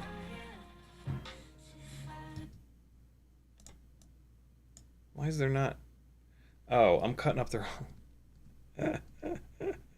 cutting up the wrong file. Hold on. That's super funny. Okay, so now I can undo, and now I want to cut the right file. There we go. And so here's where I want the next cut to be. Kill that, pull this back over, and now let's see. All right, so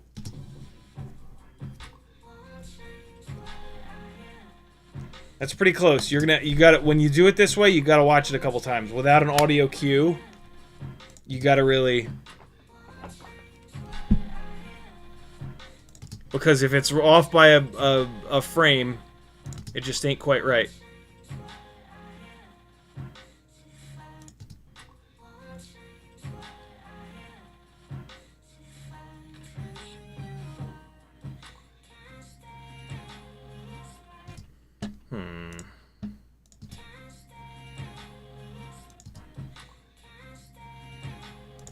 On the upbeats a bunch here. I keep cutting on the upbeats. There's nothing wrong with that, but I might just keep that going.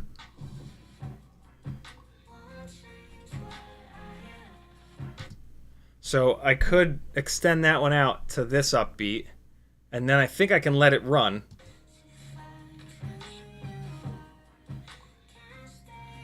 That might be a little awkward.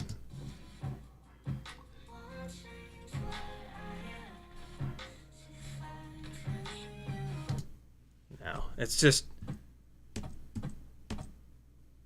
it'll just look better keeping this same like one measure per pacing going. This is the way to go for sure. Okay, so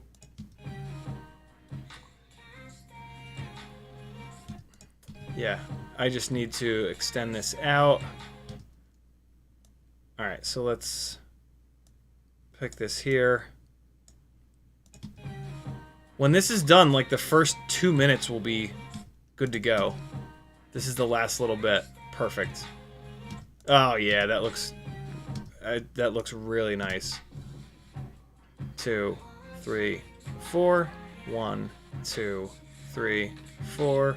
1, 2, 3, 4. And I can even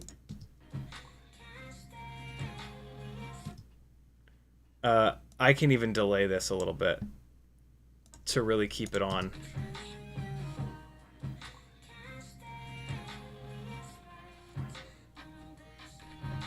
Good to go. That's done. Versus, yeah. So here's what we just did, right?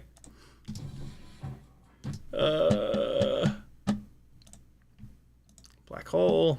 Let me show you guys my black hole. So this is the after. This is I'll give you the before. Here's the before, and then I'll give you the after. Won't change what I am to find who you are. Can't stay in these lines.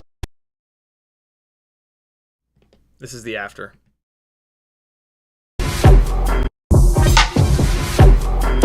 Won't change what I am to find who you are. Can't stay in these lines when I'm bursting out the seams. It's way better, right? It's like introducing the cars that like yeah. It's just I don't know. I think it's better. If you don't think it's better, you're wrong. You don't know what the hell you're talking about. Hopefully you guys think it's better. I don't want you to be wrong. Man, I have pickle breath. I ate a pickle right before the stream. That shit is pouring out of my pores. Walter says, don't say I don't know. Alright, so I've got this run here that I gotta find something to do with it. For now, I'm gonna just shuffle it off towards the end here. Get that out, and now let's come on in here. And I want to take a look at what I'm cutting out of this. Hold on. There we go. So that other clip comes in here. What am I losing? Oh, okay, perfect. Yeah, no, that's perfect. Beautiful. Yeah, that sweep across is dope. Good. All right. We're going to pull this down. Pull this guy down. And yeah, this is like good to go all the way up to like 1:40. I do think I want to cut the ass end off of this though. So we come in here. We're hanging out for a little while, and here's where the music goes bananas. Back up to 100% speed. And I think it's just this one run. This is like the best run that I recorded. That was... This...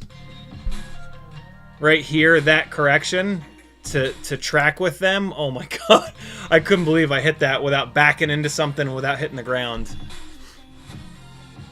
That is fucking hard to do, man. My god. To keep, like, there's so much shit to hit. There's, like, so much stuff to hit on the side of the track. Like, eventually I do... These are all... These are, like, my last... 1, 2, 3, 4, 5, 6, 7, 8, 9... These are my last 9 batteries. So, and like, I always learn where the stuff on the track is, and I get better and better and better. What's funny is I fly better on, like, the first 10 batteries, but then I know the layout better on the last 10. And yeah, the first 10 batteries that I flew this night, I was on fucking fire. I'm so pissed that that I recorded over them, 2 at a time, but it's life sometimes. So we're not quite done. We need a little hit here, because the music has a crescendo. And there's not a whole lot going on, so this is not a terrible place to have a little cut. And I'll probably put it right up somewhere there. Yeah. And that'll let me leave more... Yeah. That'll let me leave more of the end of this clip on. So, alright. Let's figure out where we're... Smack. But where do we bring it back in? So what do we cut? At the end of the cut is going to be an overhead looking down. It's yawing to the right, but looking down. Okay, yawing to the right and looking down. Let's see what we got here. It's gonna be here. It's gonna be. Ooh, and I might be able to use this little rotation as like a transition point. When you have a fast rotation like this right here, sometimes you can use that as like a transition. It's kind of cool.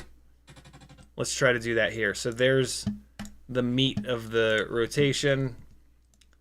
Drag it over and just see what it looks like. Yeah, it totally works. Yeah, that absolutely works. Let me check like the eye line, so you're kind of looking down and you're sort of looking to the right, and then it brings you in looking at the right. Perfect. Do I need to chop a little bit more off? So let's just try it. Cutting a little bit more off. I didn't cut much off, and I am going to run this clip all the way out. And there's some good flying towards the end of it, so the more I can cut out here, the better.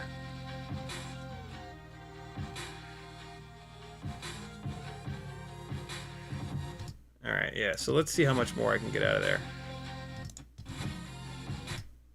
What about here? Can I cut it all the way down to there and have it still look good?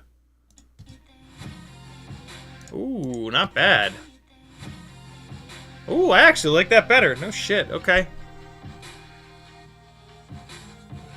Huh. The bridge goes by with a snare drum hit. You know, I do want to get that little touch on beat, though. It's just too cool. Hold on.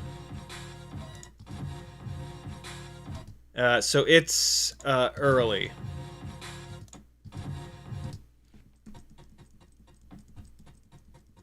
It's on a bass drum hit, though, which is super interesting. But I want it to be on that snare hit.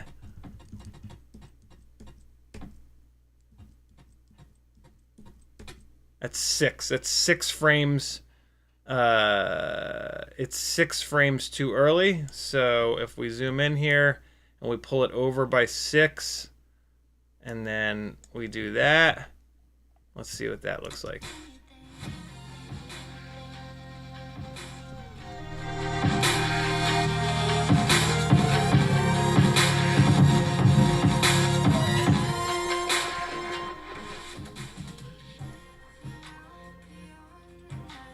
And so that's pretty much where that clip is going to end. That's okay.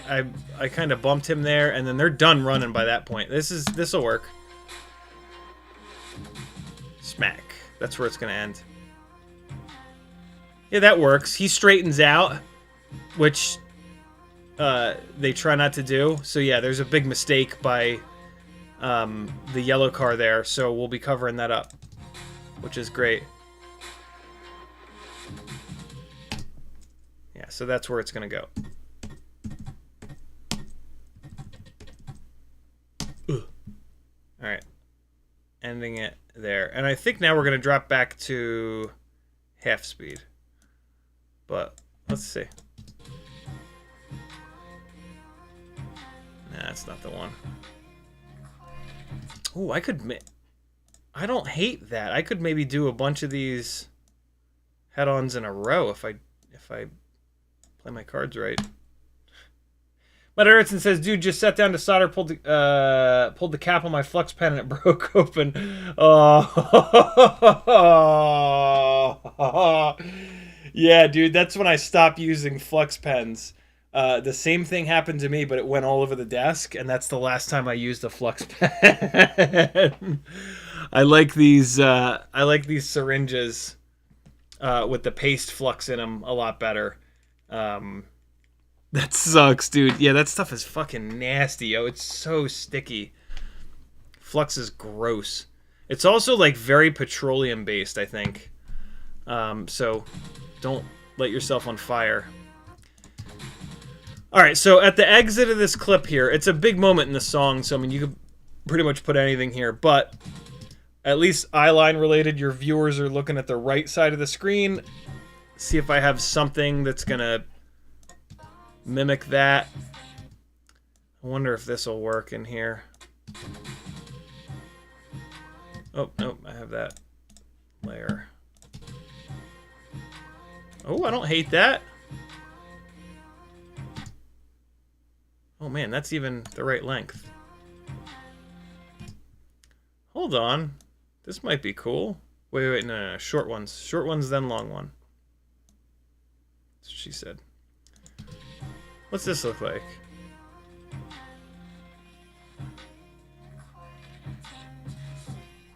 I don't hate that.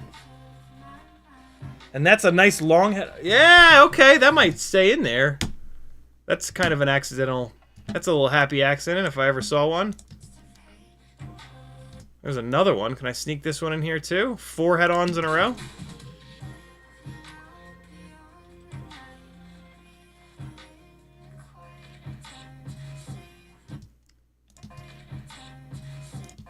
Hold on. I need to. That's just a pet peeve. I hate when there's like one too many. What the hell happened here? I hate when there's like one too many frames. All right, here it is. I just want to cut the ass off this one. 2 frames will do it. That'll look way better. Yep.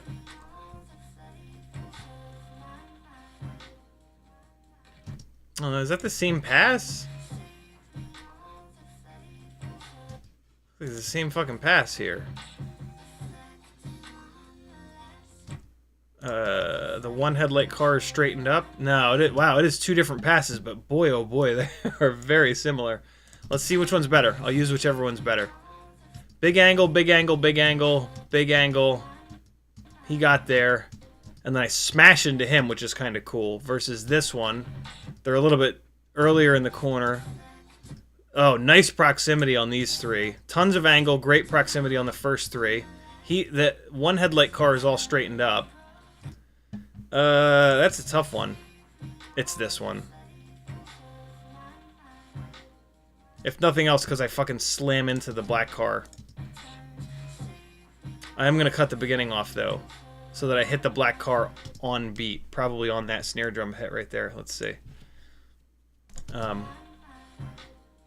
Yeah, so, like, for example, if I pull this over. Yeah. Alright, so this one's going to go away. What about this? What if I pull this on in here? What's going on here?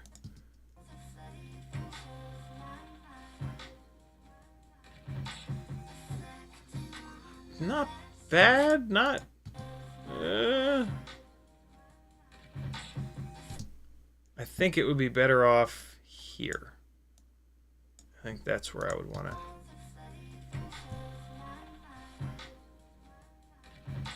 It's alright.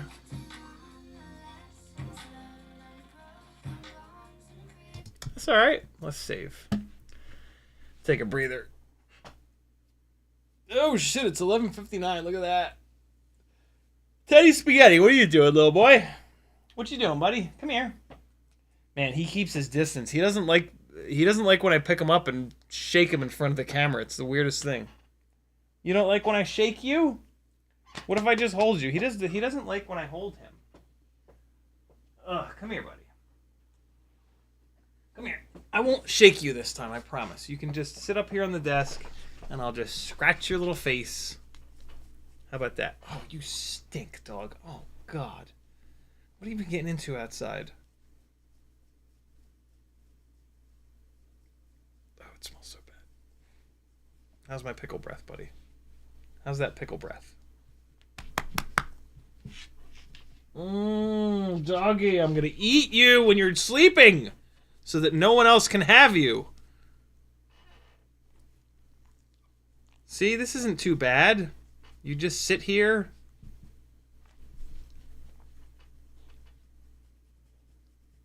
Get scratched. He just let out like a giant sigh. Like, ugh. Do I have to? That's pretty damn close to being done, my friends. Let me dive back in super quick and just blast through enough to where we can watch this a little bit more beginning to end. This and this. Let me hide that. Yeah, okay. So I can pull this over. That clip's alright. What about this one? That one's pretty good. That one's okay. Oh man, I got some cool ones that I can kind of bring in here that might be really fun.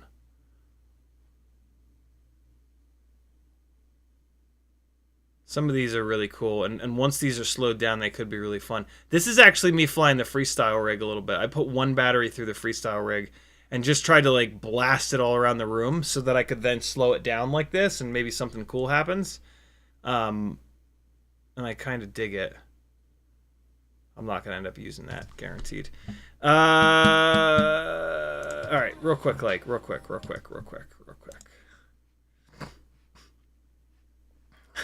Walter asks if he eats shit. I'm sure he does. I'm sure he's out there eating turtle shit left and right.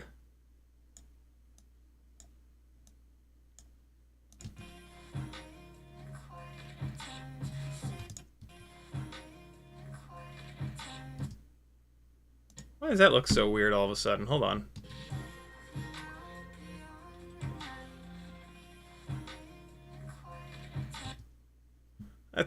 Why is that sitting in front of it like that?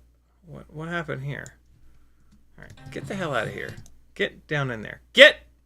Sit! Get! Oh, you fucker. Come on! Go in the... There we go.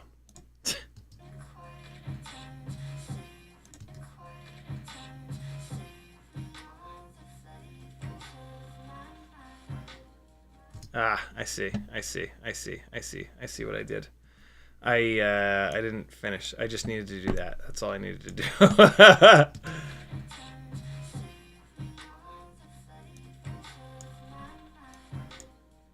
Oops. Wait, no. Oh, I don't even know if I want to keep this in here. I mean, that's pretty good, though. Come on now. Oh, there's another option. I could use this backwards hit. Oh, wait, no. I had that in there for when the song sounds like it's playing backwards, though. Did you guys catch that, by the way? The song, like, sounds like it's playing in reverse, and so I reversed this footage.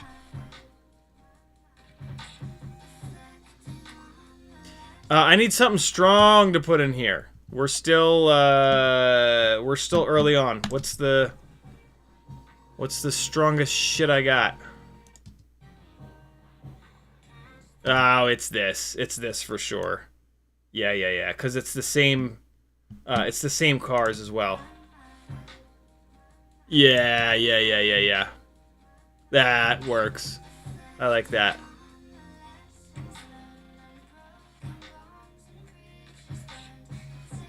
It's not that great, though. I'm not flying all that great. A86 is having a hard time back there. Shit. I don't love that. What's up here, though, in it? Yeah, I had it... I buried this clip because I wasn't super in love with it. What is this here? These two guys? That's kind of a cool wrap around there. But, oh, right. I'm using this here. There's a ripple delete that threw this shit all off. Damn it. Oh, I can't forget about the FC.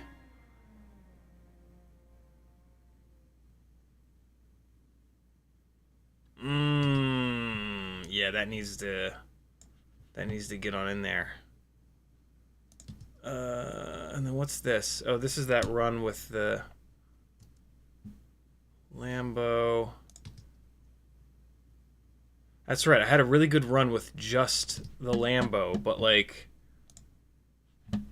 some of the other stuff with like 3-4 cars in there is way more interesting. There's a lot more to look at, you know?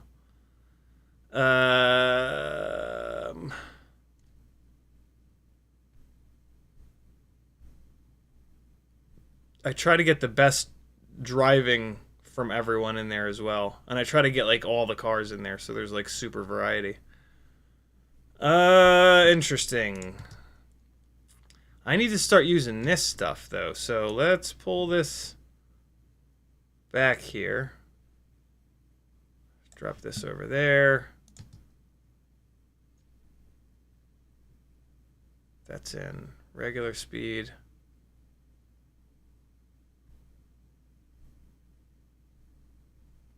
That's a little bit like kind of all over the place.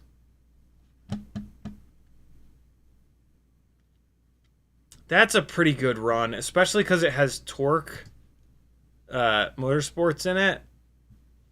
I want to try to use this run. I want to use this somewhere. That might be all I use. I think I've got enough stuff pulled up here already.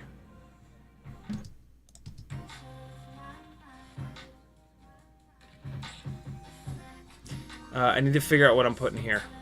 I'm not happy with this yet. I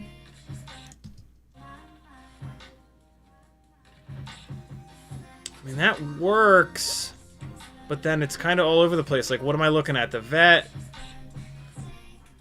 the Sylvia, and then I'm like whipping around all kinds of wrong. Yeah, no, I don't love that. What's this guy here? Oh, yeah. That stays. Oh, the RX-7 might be the answer. Who are we kidding? RX-7 is always the answer. Let's check this. Ooh, that totally works. I hate how far out I got there. I wish I'd stayed a little bit closer. Oh shit, I keep fucking forgetting. I'm using this for that. Wait, no I'm not. I thought it was.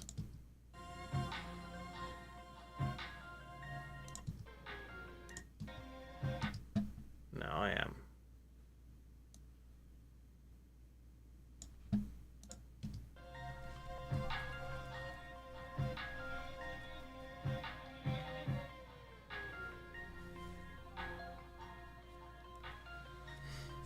Yeah, I mean, that's a pretty quick chase to exit to land. Yeah. Yeah, I think that's the one that I'm using.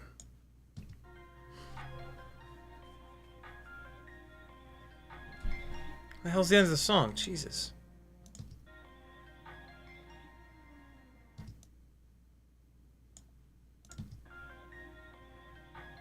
Bang. Bang. Bang.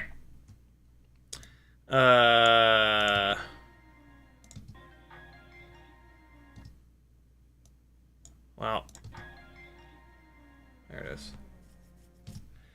Walter says, is there not one river hoe has FPV? What does that mean? Mutterhudson says, can you color code clips in Premiere? You can. Start doing that in Resolve to make them easier to keep track of. Yep, I should totally do that. But they have little thumbnails here, and I've gotten pretty used to being able to tell what the thumbnails are. But you're right, it's a really good idea. Busy day tomorrow, off to bed. Good night. Denzel the Terrible says, I think I'm gonna bail as well. We didn't fly quite 6 batteries, but we flew a bunch of big batteries, and those are worth more. Let's fly a 260 in a super lightweight Modula 6 2024 build. Instead of just letting it sit there, staying charged. Stay charged. Staying charged. No, let's fly it on a Ultimate Freestyle Tiny Whoop. Ultimate Freestyle build with the 32,000s. This will be fun. I've never flown this with a 260. This should be really good. Thanks for hanging, friendos. It's kind of a low-key one, but I can't always be a raving lunatic. You know?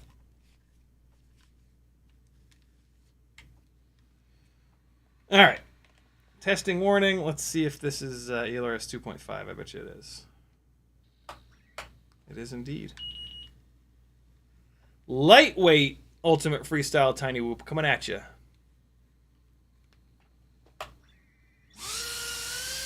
Oh my god, I almost hit myself in the face.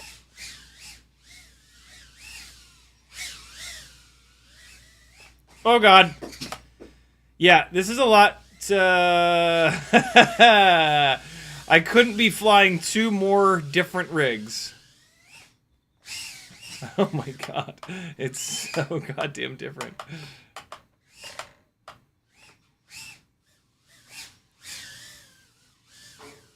Hey.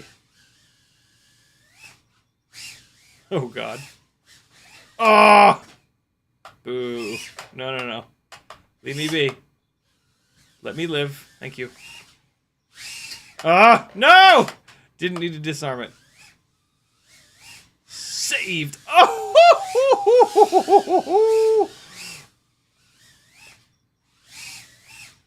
Oh my god, I hit the ceiling good and hard. Woo! Just grazed those wires. Oh boy, look at the run, or the lack thereof runtime. So this is the Ultimate Freestyle Tiny Whoop, which is considerably heavier than the 16.6 gram Modula 6 2024 builds, which is why this is just eating this battery. These are also, you know, these are 32,000 kV motors, so really like 28,000. The rig that I usually fly these 260s on is a 28,000 kV motor, so call that like 25,000 kV. So that's why we're just munching up this battery. This thing feels great though. On this battery, of course it does, but hey. It feels totally fine on the 300 mAh batteries too, so no big deal. I would not recommend these 260s for 32,000 kV motors. It's just it's too much. It's yeah. You're asking, even though they are underrated motors, these little tiny 260s are for little tiny quads, and that's what we're gonna put this next one through here. Is Mabio 6 2024 V1 with a light AF frame and the Gemfan 1219 propellers. That's really it, though. There really aren't any other drastic changes. Well, I mean, I did switch my Mabio 6 2024 to the old school canopy and run cam nano camera, but that's the same setup that was on that other rig that I was just flying. So compare the weight, man. This thing is so light.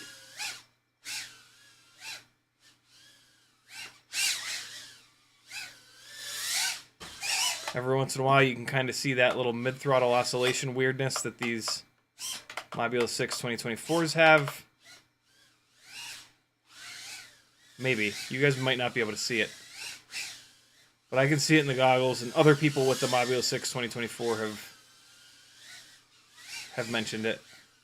So I know it's not just me or mine. I really want to check... Oh, my God. I really want to check out the...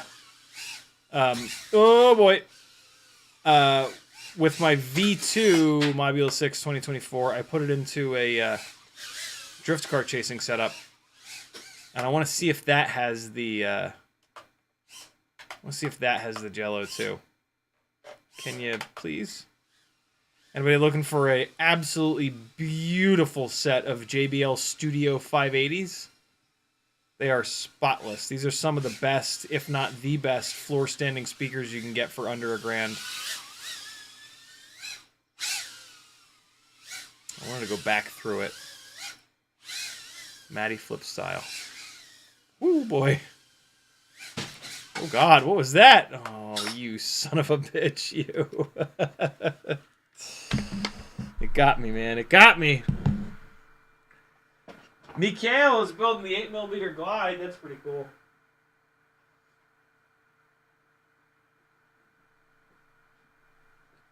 And it has sharp edges. What and how would you say this sanding down the edges of carbon with? Just any old file. Just do it in the water. Put it under running water, and do it so that way the little tiny particles of carbon fiber get taken by the water down the drain. You don't want to breathe that shit in. Oh God. Speaking of crash recovery. Yeah, and like any old file will do. And you only need to like kind of knock the edges off. You don't need to like fully round anything off. So you can do like the entire frame in like 5 minutes. Try to only spend 5 minutes on it, because otherwise you'll keep taking off more and more material. It's super tempting to take off more material than you need to. Hey.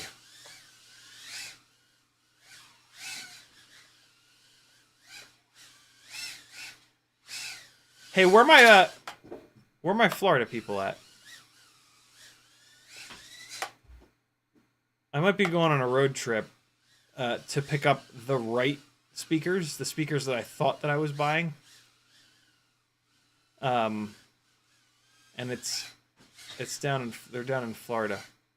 They're like 5 hours from here though, so I'm not gonna drive that alone. I might do a road trip with Patrick. We'll see.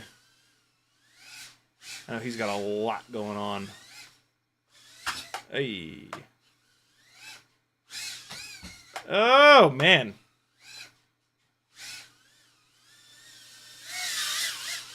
Get you some. So there you go. There's a good run time. 3 minutes from a very lightweight rig, though. And I brought the battery down a little too low there. But yeah, there you go. Wow, that's a big difference. I think that other 260 was not fully charged, though. I hope it was. I don't think there should be that big of a difference in runtime. I didn't realize that I was getting 3 minutes out of these little bastards. That's amazing. Huh. I love it. These little 260s on these really lightweight builds. What a combo, man. Lightning. Lightning, lightning, lightning, lightning bolt. Lightning bolt, lightning bolt, lightning bolt. Again, I got a couple of hardware sets that I put together for you guys. M4, 5, 6, 7, 8, 9, 10, 12, 14, and 20, I think it is. Socket head and button head. Let me know if you want them. Kind of expensive, but the hardware is kind of expensive. And when you buy these big kits, and you're supporting me, look, I'm not gonna hide behind the fact that you know, this is a crowdfunded ding dong. If you still run PH 2.0 batteries or know someone that does, they need this. This will take 4 PH 2.0 batteries, and then you can plug them into your big boy charger. It'll basically think it's a 4S battery. This thing is awesome. You could probably switch these plugs to BT 2.0 if you were so inclined. I have some M2 by 12, M1.2 by 12, the screws that you need to do the 2S Walksnail builds. I've got a set of 0702 29,000s for sale from VCI. Really good motors. Not quite as efficient, but great power. I've got a T-Motor 1S AIO that's not perfect, but it does work. I got a set of black Flywoo Robo 1002 23,500s for sale. All right, friends, let's get out of here. Flying Carrot says, know of a better canopy for the CO3. The air canopies are way too high. They are super high. That's why they don't break the AIO, though, because it's so high. I don't.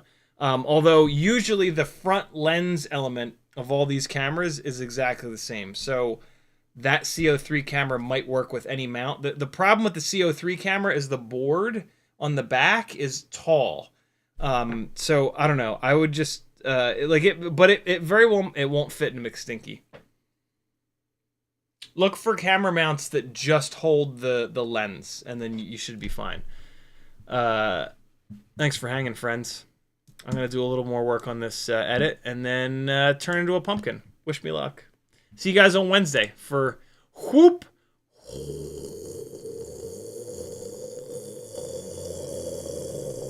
Wednesday. If I were good at my job while I was doing that, I would have been selecting the footage that I'm going to play in the outro. But instead, I just stared at the camera like a lunatic. Here's an oldie. 5 years ago. This is from 5 effing years ago. There's actually a Patreon-only extended cut of this that you patrons have access to. But here is the regular version of this. Love you guys. Bye-bye. See you Wednesday. Bye-bye-bye. Bye-bye-bye-bye. Bye-bye-bye-bye-bye-bye.